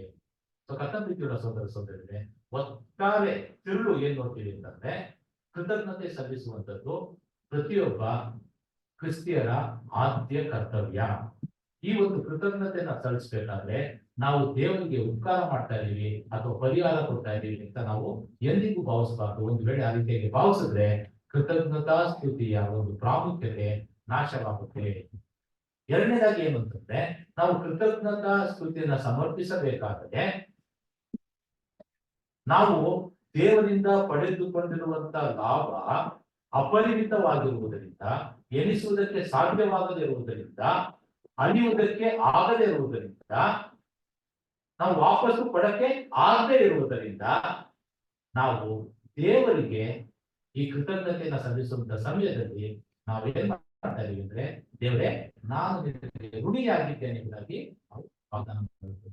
ದೇವರಿಗೆ ಮಾಡಿದ್ದೇನೆ ಕೃತಜ್ಞತೆ ಸ್ತೋತ್ರ ಸಲ್ಲಿಸಿದ್ದೇನೆ ಅಲ್ಲ, ಅದೇನಂತ ಕ್ಲೋಸಿಂಗ್ ಇಟ್ಟ ಅದು ಪರಿಹಾರ ಕೊಟ್ಬಿಟ್ಟಿದೀವಿ ಅಂತ ಅರ್ಥ. ಸೊ ಎಲ್ಲಾ ಕೃತಜ್ಞತಾ ಸ್ತುತಿಯನ್ನ ಸಲ್ಲಿಸಬೇಕಾದ್ರೆ ಯಾವಾಗಲೂ ನಾವು ಏನಂತ ಪ್ರಮಾಣ ಮಾಡಬೇಕು, ದೇವರೇ ಐ ಓ ಟು ಯು, ನಾನು ನಿನಗೆ ಋಣಿಯಾಗಿದ್ದೇನೆ ಎಂಬುದಾಗಿ ನಾವು ಅರ್ಥ ಮಾಡ್ಕೊಳ್ಬೇಕು. ಸೊ ಇಷ್ಟು ನಾವು ಕೃತಜ್ಞತಾ ಸ್ತುತಿಯ ವಿಷಯದಲ್ಲಿ ಕಲಿತುಕೊಳ್ಳಬೇಕಾದಂತ ವಿಚಾರ. ಯಾಕಂದ್ರೆ ನಾವು ಒಂದು ವರ್ಷವನ್ನು ಮುಗಿಸಿ ಹೊಸ ವರ್ಷಕ್ಕೆ ಕಾಲಿಟ್ಟಿದ್ದೀವಿ. ಕಳೆದ ವರ್ಷದಲ್ಲಿ ದೇವರು ನಮ್ಮ ಪ್ರತಿಯೊಬ್ಬರ ಜೀವಿತದಲ್ಲಿ ಬಹಳಷ್ಟು ಉತ್ತಮವಾದಂತಹ ಉತ್ಕೃಷ್ಟವಾದಂತಹ ಆಶೀರ್ವಾದವನ್ನು ಮಾಡಿದ್ದಾರೆ, ಉತ್ತಮ ಆರೋಗ್ಯವನ್ನು ಕೊಟ್ಟಿದ್ದಾರೆ, ಒಳ್ಳೆ ರೀತಿಯಲ್ಲಿ ನಡೆಸಿದ್ದಾರೆ. ಸೊ ಆ ಎಲ್ಲಾ ಉಪಕಾರಗಳನ್ನ ನೆನೆಸಿ ನಾವೆಲ್ಲರೂ ಈ ದಿನದಲ್ಲಿ ಏನಂತೆ ಪ್ರಾಮಾಣಿಕವಾಗಿ ಅದರ ಸಂಪೂರ್ಣತೆ ಯಾವಾಗ ಸಿಗುತ್ತಂತೆ, ಕೃತಜ್ಞತಾ ಸ್ತುತಿಯ ಸಂಪೂರ್ಣತೆ ಯಾವಾಗ ಅದನ್ನ ಪ್ರಾಮಾಣಿಕವಾಗಿ ಸಮರ್ಪಣೆ ಮಾಡ್ತೀವೋ ಆಗ ಕೃತಜ್ಞತಾ ಸ್ತುತಿಯ ಸಂಪೂರ್ಣತೆ ಆಗುತ್ತೆ, ಫುಲ್ಫಿಲ್ಮೆಂಟ್ ಆಗೋದು ಆಗ. ಸೊ ಹಾಗಾಗಿ ಇವತ್ತಿನ ದಿನದಲ್ಲಿ ನಾವೆಲ್ಲರೂ ಪ್ರಾಮಾಣಿಕವಾಗಿ ದೇವರಿಗೆ ವಾಗ್ದಾನ ಮಾಡ್ಕೊಳ್ಳೋದು ಏನಂದ್ರೆ, ದೇವರೇ thanks for all your benefits, I owe you, ನಾನು ನಿನಗೆ ಋಣಿಯಾಗಿದ್ದೇನೆ ಎಂಬುದಾಗಿ ನಾವು ವಾಗ್ದಾನ ಮಾಡಿಕೊಳ್ಳಬೇಕು. ಸೊ ಪ್ರಿಯ ಸಹೋದರ ಮತ್ತು ಸಹೋದರರೇ, ಇದು ಕೃತಜ್ಞತಾ ಸ್ತುತಿಯ ವಿಷಯದಲ್ಲಾಯಿತು. ಈಗ ಹೊಸ ವರ್ಷಕ್ಕೆ ಕಾಲಿಟ್ಟಿದ್ದೀವಿ. ಹಾಗಾದ್ರೆ ಹೊಸ ವರ್ಷದಲ್ಲಿ ಕ್ರೈಸ್ತರಾದಂತ ನಾವುಗಳು ಯಾವ ರೀತಿಯಾದಂತ ನಿರ್ಣಯಗಳನ್ನ, ಸಂಕಲ್ಪವನ್ನ, ನಿಲುವುಗಳನ್ನ ತೆಗೆದುಕೊಳ್ಳಬೇಕು ಎಂಬುದನ್ನ ನೋಡೋಣ. ಪ್ರಿಯ ಸಹೋದರ ಮತ್ತು ಸಹೋದರಿಯರೇ, ಹೊಸ ಒಡಂಬಡಿಕೆಯಲ್ಲಿ ಹೊಸ ವರ್ಷದಲ್ಲಿ ನಿರ್ಣಯಗಳನ್ನ ತೆಗೆದುಕೊಳ್ಳುವಂಥದ್ದು, ಸಂಕಲ್ಪ ಮಾಡುವಂಥದ್ದು, ನಿಲುವುಗಳನ್ನ ತೆಗೆದುಕೊಳ್ಳುವಂಥದ್ದು, ಈ ರೀತಿಯಾದಂತಹ ಅಭ್ಯಾಸ, ಈ ರೀತಿಯಾದಂತಹ ಒಂದು ಪದ್ಧತಿ ಸುಮಾರು 3000 ವರ್ಷಗಳ ಹಿಂದೆ ಪ್ರಾಚೀನ ಬಾಬೆಲಿನಲ್ಲಿ ಇದು ಪ್ರಾರಂಭವಾಯಿತು ಎಂಬುದಾಗಿ ನಾವು ನೋಡ್ತೀವಿ.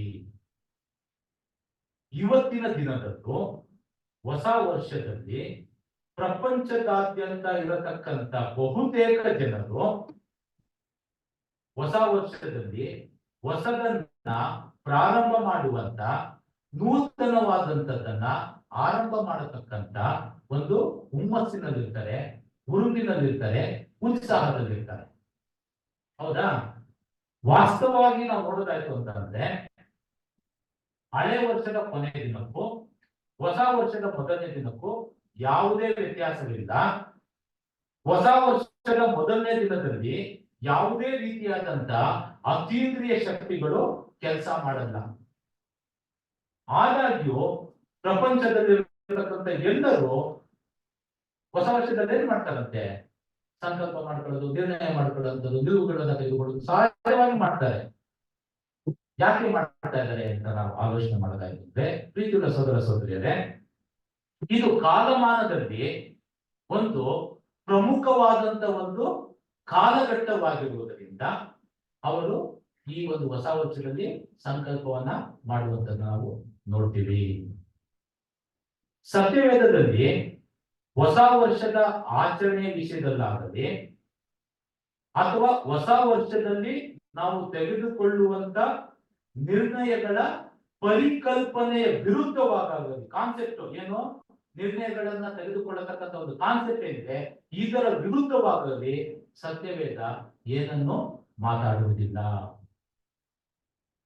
ಪ್ರಿಯ ಸಹೋದರ ಮತ್ತು ಸಹೋದರಿಯರೇ, ನಾನು ಏನ್ ಭಾವಿಸ್ತೀನಿ ಅಂತಂದ್ರೆ, ಹೊಸ ವರ್ಷದಲ್ಲಿ ಸತ್ಯವೇದ ವಿದ್ಯಾರ್ಥಿಗಳಾದಂತ ನಾವುಗಳು ನಿಲುವುಗಳನ್ನ, ಸಂಕಲ್ಪಗಳನ್ನ, ನಿರ್ಣಯಗಳನ್ನ ತೆಗೆದುಕೊಳ್ಳುವಂಥದ್ದು ಬಹಳ ಉತ್ತಮವಾದಂತಹ ಕಾರ್ಯ ಅಂತ ನಾವು ಭಾವಿಸ್ತೀವಿ.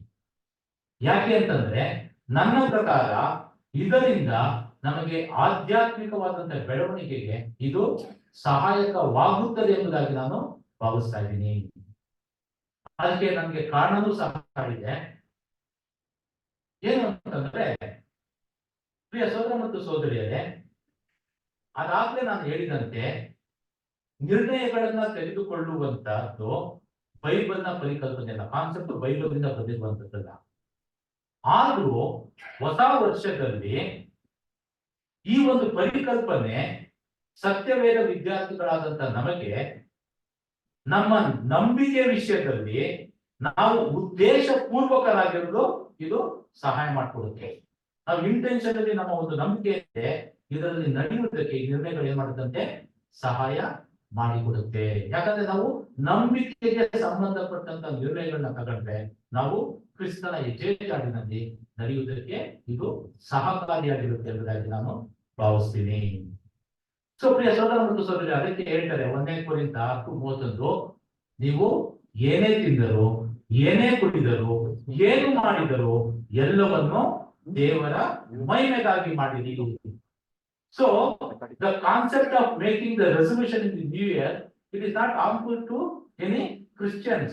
In fact, ಅದರಿಂದ ಏನಾಗುತ್ತೆ ಅಂತಂದ್ರೆ, ಎಲ್ಲರೂ ಒಂದು ಕಾಲಘಟ್ಟ, ಆ ಕಾಲಘಟ್ಟದಲ್ಲಿ ನಂಬಿಕೆಗೆ ಸಂಬಂಧಪಟ್ಟಂತ, ನಮ್ಮ ನಂಬಿಕೆಯನ್ನು ವೃದ್ಧಿ ಮಾಡುವುದಕ್ಕೆ ಸಂಬಂಧಪಟ್ಟಂತ, ದೇವರೊಂದಿಗೆ ಉತ್ತಮವಾದಂತ ಒಡನಾಟವನ್ನ ಹೊಂದಿಕೊಳ್ಳುವುದಕ್ಕೆ ಸಂಬಂಧಪಟ್ಟಂತ ನಿರ್ಣಯಗಳನ್ನ ಮಾಡ್ತು ಅಂತಂದ್ರೆ we will have a aim in the new year.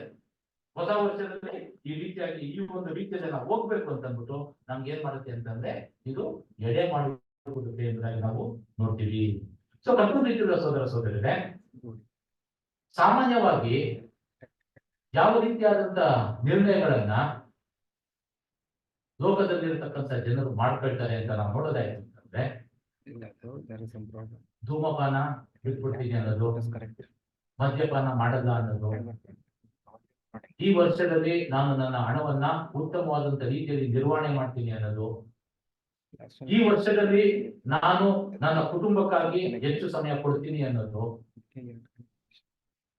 ಇತ್ತೀಚೆಗೆ ಅತ್ಯಂತ ಪ್ರಚಲಿತವಾಗಿ ಚಾಲ್ತಿಯಲ್ಲಿರತಕ್ಕಂತ ಒಂದು ವಿಷಯ ಏನು ಅಂತಂದ್ರೆ ಆರೋಗ್ಯವನ್ನ ಕಾಪಾಡಿಕೊಳ್ಳುವುದು.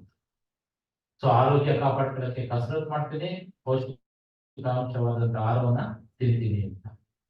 ಆದ್ರೆ ಸತ್ಯವೇದದಲ್ಲಿ ದೇವರು ಬಳಸ್ಕೊಡ್ತಾರೆ, ದೇಹ ಸಾಧನೆ ಸ್ವಲ್ಪ ಭಕ್ತಿಯಾದರೂ ಎಲ್ಲಾ ವಿಧದಲ್ಲೂ ಪ್ರಯೋಜನವಾಗಿದೆ. ಇದು ಇದಕ್ಕೆ ಇಹಪರದಲ್ಲಿಯೂ ಜೀವ ವಾಗ್ದಾನ ಉಂಟು. 1 ತಿಮೋಥೆಯ 4:8.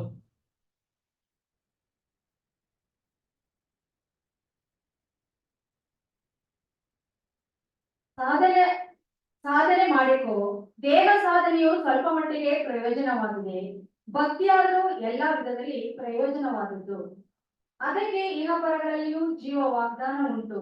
ಅದಕ್ಕೆ ಇಹಪರದಲ್ಲಿ ಭಕ್ತಿಯಾದರೂ ಗಾಡ್ಲಿನೆಸ್ ಅಂತ ಹೇಳ್ತಾರೆ. ಸೊ ಆ ಗಾಡ್ಲಿನೆಸ್ ನ ಫೋಕಸ್ ಅಲ್ಲಿ ಇಟ್ಕೊಳ್ಳೋದಕ್ಕೆ ಹೊಸ ವರ್ಷದಲ್ಲಿ ನಿರ್ಣಯಗಳನ್ನ ಮಾಡತಕ್ಕಂತ ಪರಿಕಲ್ಪನೆ ಏನಿದೆ ಅದು ತಪ್ಪಲ್ಲ ಅಂತ ಹೇಳ್ತಾ ಇದ್ದೀನಿ.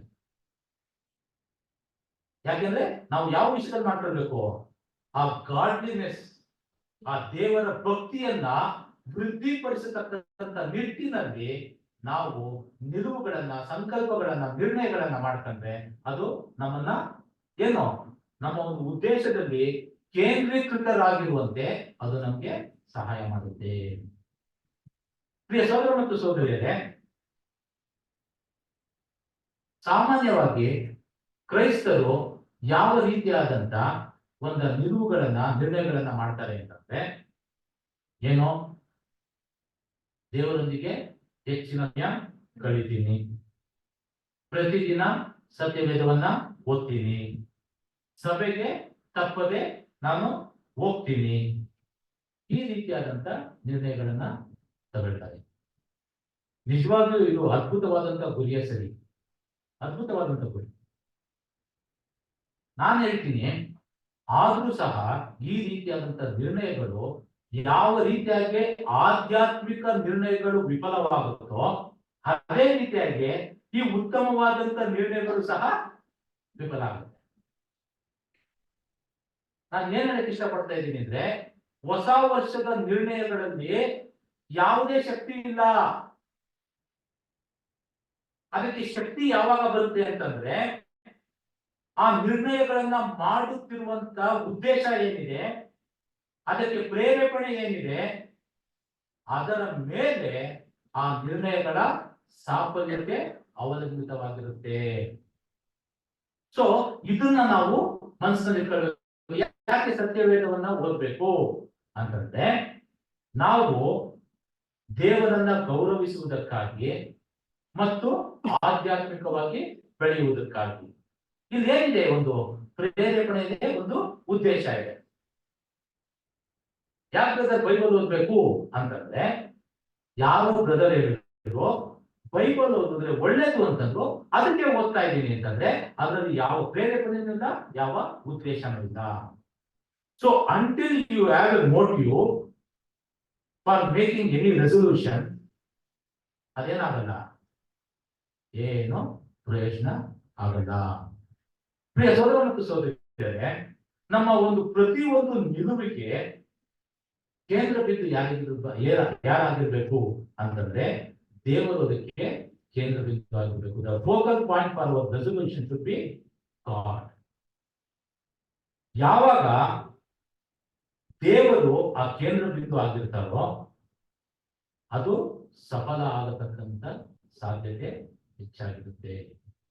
ಅದರಲ್ಲಿ ನಮ್ಮ ಪ್ರಯಾಸವೂ ಇರಬೇಕು. ಪ್ರಯಾಸ ಏನು ಮಾಡಕ್ಕಾಗಲ್ಲ, ಪ್ರಯಾಸನೂ ಇರಬೇಕಾದ್ರೆ ದೇವರದಕ್ಕೆ ಕೇಂದ್ರ ಬಿಂದು ಆಗಿರ್ಬೇಕು. ಅದಕ್ಕೆ ನಾವೇನ್ ನೋಡ್ತೀವಿ ಅಂತಂದ್ರೆ, ಪೌಲ ಫಿಲಿಪ್ಪದವರಿಗೆ ಬರೆದ ಪತ್ರಿಕೆಯಲ್ಲಿ ಹೇಳ್ತಾರೆ 4:13,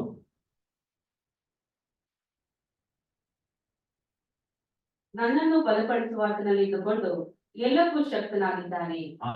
ನನ್ನನ್ನು ಬಲಪಡಿಸುವಾತನಲ್ಲಿದ್ದುಕೊಂಡು ಎಲ್ಲಕ್ಕೂ ನಾನು ಶಕ್ತನಾಗಿದ್ದೇನೆ. ಅಂದ್ರೆ ನನ್ನನ್ನು ಬಲಪಡಿಸುವಾತನಾದಂತ ತಂದೆಯಾದಂತ ದೇವರ ಬಳಿಯಲ್ಲಿತ್ತು ಅಂತಂದ್ರೆ ಆತನು ಎಲ್ಲವನ್ನು ಏನ್ ಮಾಡ್ತಾನಂತೆ, ಎಲ್ಲವನ್ನು ಸಾಧಿಸುವುದಕ್ಕೆ ಆತ ನಮ್ಗೆ ಶಕ್ತಿಯನ್ನ ಕೊಡ್ತಾನಂತೆ. ಸೊ ನಮ್ಮ ಪ್ರತಿಯೊಂದು ನಿರ್ಣಯಗಳ ಕೇಂದ್ರದಿಂದ ಯಾರಾಗಿರ್ಬೇಕು ಅಂತಂದ್ರೆ ದೇವರಾಗಿರ್ಬೇಕು. ಆಗಿತ್ತು ಅಂತಂದ್ರೆ ನಾವೇನಾಗ್ತೀವಿ, ನಾವು ಸಫಲರಾಗ್ತೀವಿ. ಮತ್ತೊಂದು ವಚನ ಓದ್ತೀವಿ, ಯೋಹಾನ 15:5.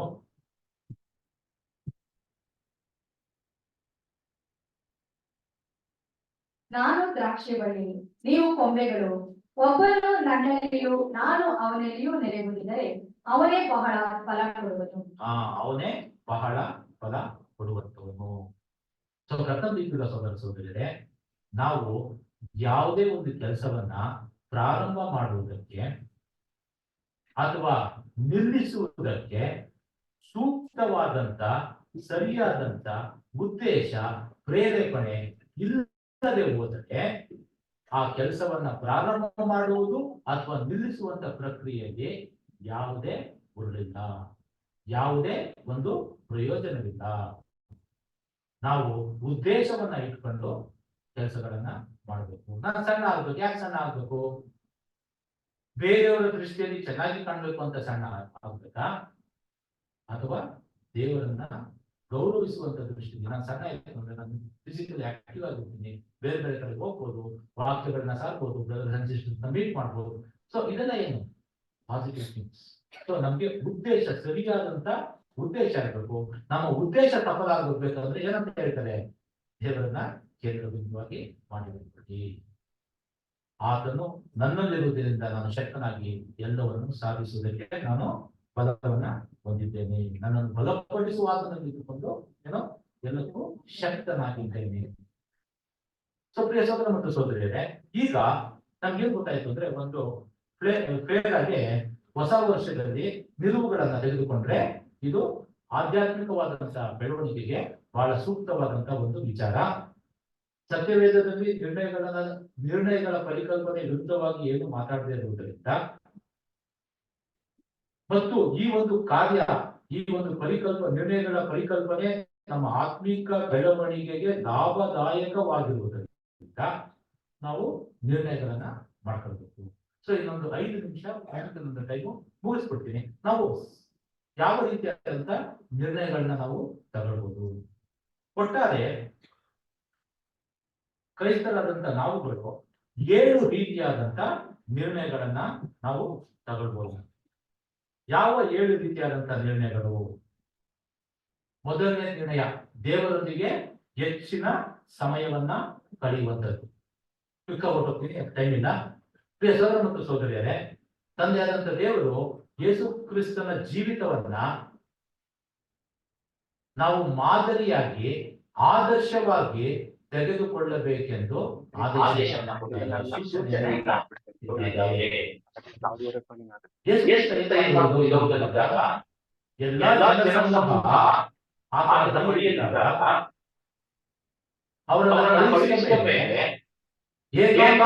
ಪ್ರಾರ್ಥನೆ ಮಾಡಬೇಕಾಗಿ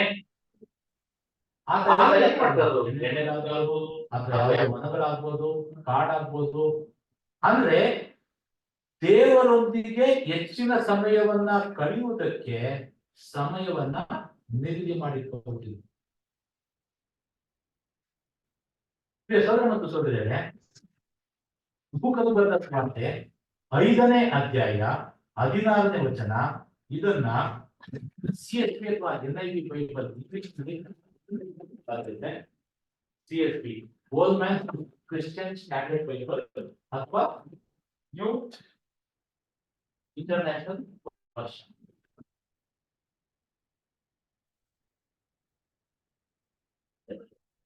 But Jesus often withdrew to lonely places and prayed. Jesus often withdrew to the lonely places to pray. ಅಂದ್ರೆ ಯೇಸು ಕ್ರಿಸ್ತನು ಆಗಿಂದಾಗೆ ದೇವರೊಂದಿಗೆ ಹೆಚ್ಚಿನ ಸಮಯವನ್ನ ಕಳೆಯುವುದಕ್ಕೆ ಸಮಯವನ್ನ ನಿಗದಿಪಡಿಸಿಕೊಂಡು ಆತ ಅಲ್ಲಿಗೆ ಹೋಗ್ತಾ ಇದ್ರು. ಸೊ ಕರ್ತವ್ಯ ಸಹೋದರ ಸಹೋದರರೇ, ಹೊಸ ವರ್ಷದಲ್ಲಿ ನಾವು ಯಾವುದಾದರೂ ಗುರಿಯನ್ನ ಇಟ್ಟುಕೊಳ್ಳತಕ್ಕಂಥ ಪ್ರಕ್ರಿಯೆಯಲ್ಲಿ ಇತ್ತು ಅಂತಂದ್ರೆ ಈ ಒಂದು ಗುರಿಯನ್ನ, ಈ ಒಂದು ನಿರ್ಣಯವನ್ನ ಮಾಡುವಂಥದ್ದು ಬಹಳ ಸೂಕ್ತವಾಗಿರುವಂತ ಒಂದು ನಿರ್ಣಯ. ಯಾಕಂದ್ರೆ ದೇವರೊಟ್ಟಿಗೆ ಇತ್ತು ಅಂತಂದ್ರೆ, ದೇವರೊಂದಿಗೆ ಹೆಚ್ಚಿನ ಸಮಯ ಕಳೀತು ಅಂತಂದ್ರೆ ನಮ್ಗೆ ಶಾಂತಿ, ಸಮಾಧಾನ, ಜ್ಞಾನ, ನಿರೀಕ್ಷೆಗಳು ಏನಾಗುತ್ತೆ, ಹೆಚ್ಚೆಚ್ಚಾಗಿ ಆಗುತ್ತೆ. ಎರಡನೇದೇನು ಅಂತಂದ್ರೆ ಸಭೆಯೊಂದಿಗೆ ಸಂಪರ್ಕವನ್ನ ಇಟ್ಟುಕೊಂಡಿರಬೇಕು. ಪ್ರಿಯ ಸಹೋದರ ಮತ್ತು ಸಹೋದರಿಯರೇ, ಒಂದೇ ಒಂದು ವಚನ ಓದಿಸ್ತೀನಿ. Iಬ್ರಿ 10:24-25. ನಾವು ಪರಸ್ಪರ ಹಿತಚಿಂತಕರಾಗಿದ್ದು ಪ್ರೀತಿಸುತ್ತಿರಬೇಕು, ಸತ್ಕಾರ್ಯ ಮಾಡಬೇಕೆಂತಲೂ ಒಬ್ಬರನ್ನೊಬ್ಬರು ಪ್ರೇರೇಪಿಸೋಣ. ಸಭೆಯಾಗಿ ಕೂಡಿಕೊಳ್ಳುವುದನ್ನು ಕೆಲವರು ರೂಢಿಯಾಗಿ ಬಿಟ್ಟಿರುವ ಪ್ರಕಾರ ನಾವು ಬಿಟ್ಟು ಬಿಡದೆ ಒಬ್ಬರನ್ನೊಬ್ಬರು ಎಚ್ಚರಿಸೋಣ. ಕರ್ತನ ಪ್ರತ್ಯಕ್ಷತೆಯ ದಿನವು ಸಮೀಪಿಸುತ್ತಾ ಬರುತ್ತದೆ ಎಂದು ನೀವು ನೋಡುವುದರಿಂದ ಇದನ್ನು ಮತ್ತಷ್ಟು ಮಾಡಿ. ಎಷ್ಟು ಕ್ಲಿಯರ್ ಆಗಿ ಹೇಳ್ತಾರೆ ಅಂತಂದ್ರೆ, ಸಭೆಯೊಂದಿಗೆ ಸಂಪರ್ಕವನ್ನ ನಾವು ಇಟ್ಟುಕೊಂಡಿರ್ಬೇಕು. ಇದು ಮಾಡಲೇಬೇಕಾದಂತ ನಿರ್ಣಯ. ಯಾಕೆಂದ್ರೆ ಪ್ರೀತಿಯ ಸಹೋದರ ಸಹೋದರಿಯರೇ, ಹೊಸ ಒಡಂಬಡಿಕೆಯಲ್ಲಿ ಸಭೆಯ ಪ್ರಾಮುಖ್ಯತೆಯ ವಿಷಯದಲ್ಲಿ ಬಹಳ ಸವಿಸ್ತಾರವಾಗಿ ದೇವರು ತಿಳಿಸುವಂತದನ್ನ ನಾವು ನೋಡ್ತೀವಿ. ಮತ್ತು ಯೇಸು ಕ್ರಿಸ್ತನ ಅನುಯಾಯಿಗಳಾದಂತ ನಾವುಗಳು ಭಕ್ತ ಸಮುದಾಯದ ಭಾಗವಾಗಿರಬೇಕಾಗಿರುವಂತದ್ದು ಬಹಳ ಅತ್ಯಗತ್ಯ.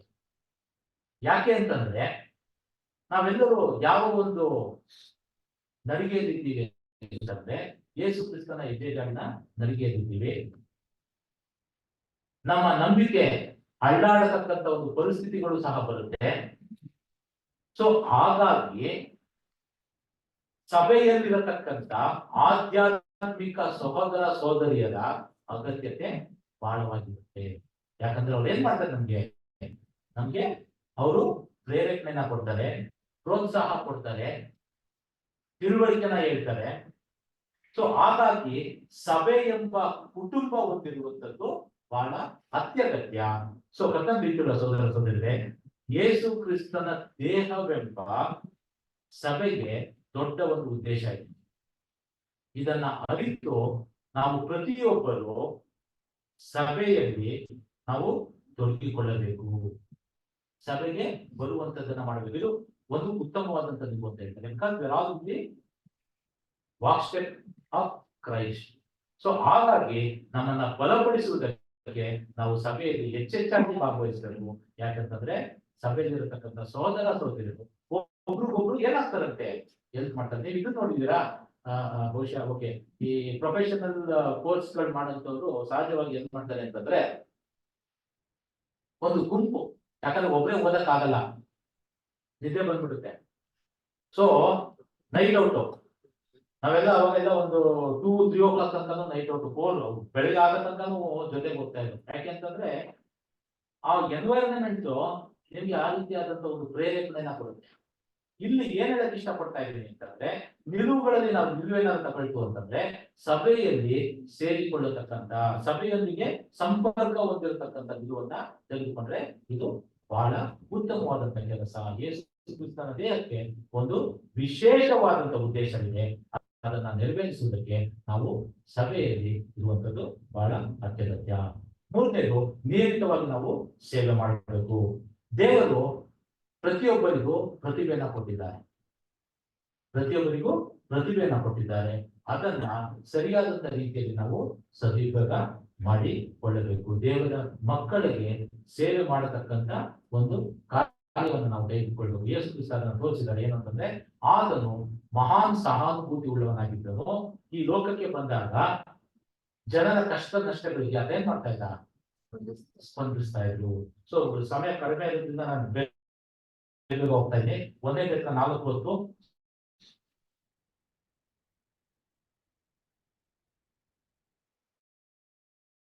ದೇವರ ವಿವಿಧ ಕೃಪೆಗಳ ವಿಷಯದಲ್ಲಿ ಒಳ್ಳೆ ಮನವಾಕ್ಯವರಾಗಿದ್ದು, ಪ್ರತಿಯೊಬ್ಬರು ತಾನು ಹೊಂದಿದ ಕೃಪಾ ವರವನ್ನು ಎಲ್ಲರ ಸೇವೆಯಲ್ಲಿ ಉಪಯೋಗಿಸಲಿ. ಸೊ ನಾವು ನಿಯಮಿತವಾಗಿ ಸೇವೆ ಮಾಡಬೇಕಂದ್ರೆ ಸರ್ ರೆಗ್ಯುಲರ್ಲಿ. 4ನೇದು ಏನಂದ್ರೆ, ಸತ್ಯವೇದವನ್ನ ಓದುವಂತವಾಗಿರ್ಬೇಕು. ಸೊ ಸತ್ಯವೇದವನ್ನ ಓದಿದ್ರೆ ಏನಾಗುತ್ತೆ ಅಂತಂದ್ರೆ, ದೇವರ ವಿಷಯದಲ್ಲಿ ಹೆಚ್ಚಾದಂತ ಒಂದು ತಿಳುವಳಿಕೆ ಬರುತ್ತೆ. ಹೌದಾ? ದೇವರ ವಿಷಯದಲ್ಲಿ ಹೆಚ್ಚಾದಂತ ಒಂದು ತಿಳುವಳಿಕೆ ಬರುತ್ತೆ, ಭಕ್ತಿ ವೃದ್ಧಿ ಆಗುತ್ತೆ, ನಂಬಿಕೆ ಹೆಚ್ಚಾಗುತ್ತೆ. ರೋಮಪುರದವರಿಗೆ ಬರೆದ ಪತ್ರಿಕೆ 15:4. ಪೂರ್ವದಲ್ಲಿ ಬರೆದೆಲ್ಲ ನಮ್ಮನ್ನು ಉಪದೇಶಿಸುವುದಕ್ಕಾಗಿ ಬರೆಯಲ್ಪಟ್ಟಿತು. ನಾವು ಓದಿ ಸ್ಥಿರಚಿತ್ತವನ್ನು ಆದರಣೆಯನ್ನು ಹೊಂದಿ ರಕ್ಷಣೆಯ ನಿರೀಕ್ಷೆಯುಳ್ಳವರಾಗುವಂತೆ ಆ ಗ್ರಂಥಗಳು ಬರೆಯಲ್ಪಟ್ಟವು. ಸೊ ಸತ್ಯವೇದವನ್ನು ಓದತಕ್ಕಂಥ ನಿರ್ಣಯನ ಮಾಡ್ಕೊಳ್ಬೇಕು. ನೆಕ್ಸ್ಟ್ ಸುವಾರ್ತೆಯನ್ನ ಸಾರತಕ್ಕಂಥ ನಿರ್ಣಯ. ಯೇಸು ಕ್ರಿಸ್ತ ಹೇಳಿದ್ರು, ನೀವು ಈ ಲೋಕದಲ್ಲಿ ಕಟ್ಟ ಕಡೆಗೆ ಹೋಗಿ ಸುವಾರ್ತೆಯನ್ನ ಸಾರಿದೆ, ಅದನ್ನ ಮನೆಗೆ ಓದ್ಕೊಳ್ಳಿ. ಮತ್ತಾಯ 20:19. ನೆಕ್ಸ್ಟ್ 6ನೇ ಒಂದು ವಿಷಯ ಬಂದು, ನಾವು ಆಧ್ಯಾತ್ಮಿಕವಾಗಿ ಬೆಳಿಬೇಕು. ಸೊ ಆಧ್ಯಾತ್ಮಿಕವಾಗಿ ಬೆಳಿಬೇಕು ಅಂತಂದ್ರೆ ನಾವೇನ್ ಮಾಡ್ಬೇಕಂತೆ, ಏನ್ ಮಾಡ್ಬೇಕು? Spiritual growth ಮಾಡ್ಬೇಕಂತೆ. ಎಲಿಮೆಂಟರಿ ಬಿಟ್ಬಿಡಿ, ಇನ್ನೂ ಡೀಪ್ ಆಗಿ ನೀವೇನ್ ಮಾಡಿ, ದೇವರ ಒಂದು ವಿಷಯದಲ್ಲಿ ಧ್ಯಾನ ಮಾಡಿ. 6:1-2 ಅಂತ ಹೇಳ್ತಾರೆ ವಚನ. ಆದುದರಿಂದ ನಿರ್ಜೀವ ಕರ್ಮಗಳ ಮೇಲಿನ ನಂಬಿಕೆಯನ್ನು ಬಿಟ್ಟು ದೇವರಿಗೆ ನಂಬಿಕೆ ಇಡಬೇಕಾದದ್ದು, ಸ್ಥಾನ, ಹಸ್ತಪ್ರಾಣಗಳ ವಿಷಯವಾದ ಉಪದೇಶ, ಸತ್ತವರಿಗೆ ಪುನರುತ್ಥಾನವು, ನಿತ್ಯವಾದ ನ್ಯಾಯ ತೀರ್ಪು ಉಂಟೆಂಬುದು, ಇವುಗಳನ್ನು ಪದೇ ಪದೇ ಅಸ್ಥಿವಾರವಾಗಿ ಹಾಕದೆ ಕ್ರಿಸ್ತನ ವಿಷಯವಾದ ಪ್ರಥಮ ಬೋಧನೆಯನ್ನು ಕುರಿತು ಇನ್ನೂ ಮಾತಾಡದೆ ಪೂರ್ಣವಾದ ತಿಳುವಳಿಕೆಗಾಗಿ ಸಾಗುತ್ತಾ ಹೋಗೋಣ ಮತ್ತು ದೇವರ ಚಿತ್ತವಾದರೆ ಹೀಗೆ ಸಾಗುತ್ತಾ ಹೋಗುವೆವು. ಏನು ಅಂತಂದ್ರೆ, ಏನೋ ಮೋರ್ ಮೆಚ್ಯೂರ್ ಆಗ್ಬೇಕು. ಎಲಿಮೆಂಟರಿ ವಿಷಯಗಳನ್ನ ಬಿಟ್ಟು ನಾವೇನ್ ಮಾಡ್ಬೇಕು, ಮುಂದಕ್ಕೆ ಆಳವಾಗಿ ನಾವು ನೋಡಬೇಕು. ಕೊನೆಯದು 7ನೇದು ಬಂದು ಉದಾರವಾಗಿ ನಾವು ಕೊಡಬೇಕು. ಅದಕ್ಕೆ 1 ಕೊರಿಂಥ 9.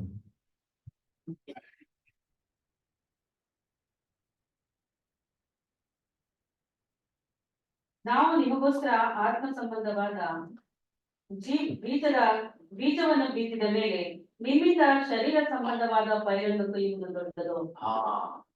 ಆತ್ಮ ಸಂಬಂಧವಾದ ಬೀಜವನ್ನ ಬಿತ್ತಿದ ಮೇಲೆ ಶರೀರಕ್ಕೆ ಸಂಬಂಧಪಟ್ಟಂತ ಬೀಜವನ್ನ ಕೊಯ್ಯುವುದು ಕಷ್ಟವೋ ಅಂತ. ಪೈರನ್ನು ಕೊಯ್ಯುವುದು ದೊಡ್ಡದು. ಪೈರನ್ನು ಕೊಯ್ಯುವುದು ದೊಡ್ಡದು ಅಂತಂದ್ರೆ ನೀವು ದೇವರು ನಿಮಗೆ ಕೊಟ್ಟಿರತಕ್ಕಂಥ ಅನುಕೂಲತೆ ಏನಿದೆ ಅದನ್ನ ನೀವೇನ್ ಮಾಡಿ ಕ್ರಿಸ್ತನಲ್ಲಿರತಕ್ಕಂಥ ಸಹೋದರ ಸಹೋದರಿಯರ ಒಂದು ಸಹಾಯಕ್ಕಾಗಿ ಉದಾರವಾಗಿ ಕೊಡುವುದಕ್ಕೆ ಕೆಲಸ ಮಾಡಿ. ಸೊ ಈ ರೀತಿಯಾಗಿ 7 ವಿಧವಾದಂತ ನಿರ್ಣಯಗಳನ್ನ ಹೊಸ ವರ್ಷದಲ್ಲಿ ನಾವು ತೆಗೆದುಕೊಂಡರೆ ಅದು ನಮ್ಮ ಆಧ್ಯಾತ್ಮಿಕ ಜೀವಿತಕ್ಕೆ ಬಹಳ ಅನುಕೂಲಕರವಾಗಿರುತ್ತೆ ಅಂತಾಗಿ ನಾವು ನೋಡ್ಬೋದು. ಸೊ ಕರ್ತ ಪ್ರೀತಿಯ ಸಹೋದರ ಸಹೋದರಿಯರೇ, ಇವತ್ತಿನ ದಿನದಲ್ಲಿ ಈ ಒಂದು ದೊಡ್ಡ ಸಭೆಯಲ್ಲಿ ಮಾತಾಡುವುದಕ್ಕೆ ಅವಕಾಶ ಮಾಡಿಕೊಟ್ಟಂತ ತಂದೆಯಾದಂಥ ದೇವರಿಗೆ ಯೇಸು ಕ್ರಿಸ್ತನ ಮುಖಾಂತರ ವಂದನೆಯನ್ನು ತಿಳಿಸುತ್ತೇನೆ.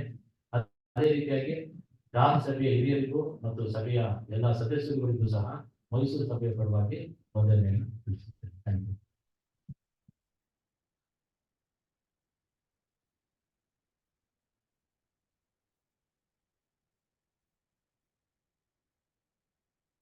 ಹೆಸರಲ್ಲಿ ಕರೆಯಲ್ಪಟ್ಟಿರುವ ಪ್ರೀತಿಯುಳ್ಳ ಸಹೋದರ ಸಹೋದರಿಯರೇ, ತಂದೆ ದೇವರು ಸಹೋದರ ಮುಖಾಂತರ ಕೊಟ್ಟಂತ ಒಂದು ಒಳ್ಳೆಯ ಸಂದೇಶ.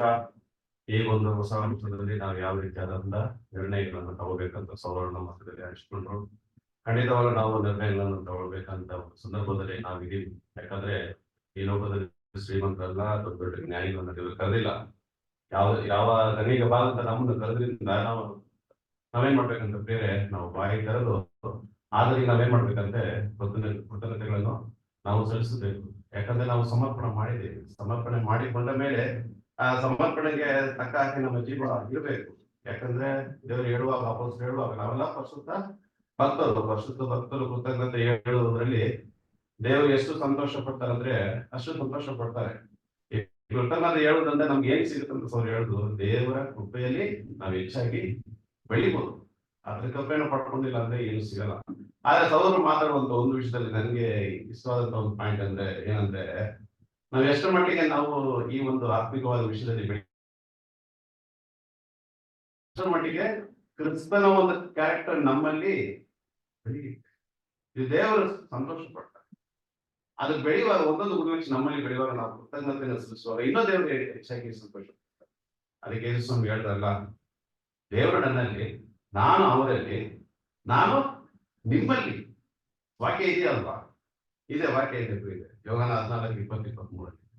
ಸೊ ಆಗಿರೋದ್ರಿಂದ ಕೃತಜ್ಞತೆ ಎಷ್ಟು ನಮ್ಮ ಒಂದು ಆತ್ಮಿಕವಾದ ಜೀವನದಲ್ಲಿ ಬಹಳ ಪ್ರಾಮುಖ್ಯವಾಗಿರೋದ್ರಿಂದ ನಾವು ಈ ಒಂದು ಹೊಸ ವರ್ಷದಲ್ಲಿ ಈ ಒಂದು ಕೃತಜ್ಞತೆ ಆರಾಧನೆಯಲ್ಲಿ ದೇವರು ಸೌರ ಮುಖಾಂತರ ಕೊಟ್ಟಂತ ಈ ವಾಕ್ಯವನ್ನು ನಾವು ನಮ್ಮ ಒಂದು ಜೀವನದಲ್ಲಿ ಏನ್ ಮಾಡೋಣ, ಅಳವಡಿಸಿಕೊಂಡು ಅದಕ್ಕೆ ತಕ್ಕ ಹಾಗೆ ನಮ್ಮ ಒಂದು ಜೀವನವೇ ಒಂದು ಕೃತಜ್ಞತೆ ಉಳ್ಳ ಒಂದು ಜೀವನವಾಗಿ ಇರಬೇಕೆಂದು ಈ ಒಂದು ಸಂದೇಶವನ್ನು ಸೌರು ನಮ್ಮ ಮುಖಾಂತರ ಹಂಚಿಕೊಂಡಿದ್ದಾರೆ.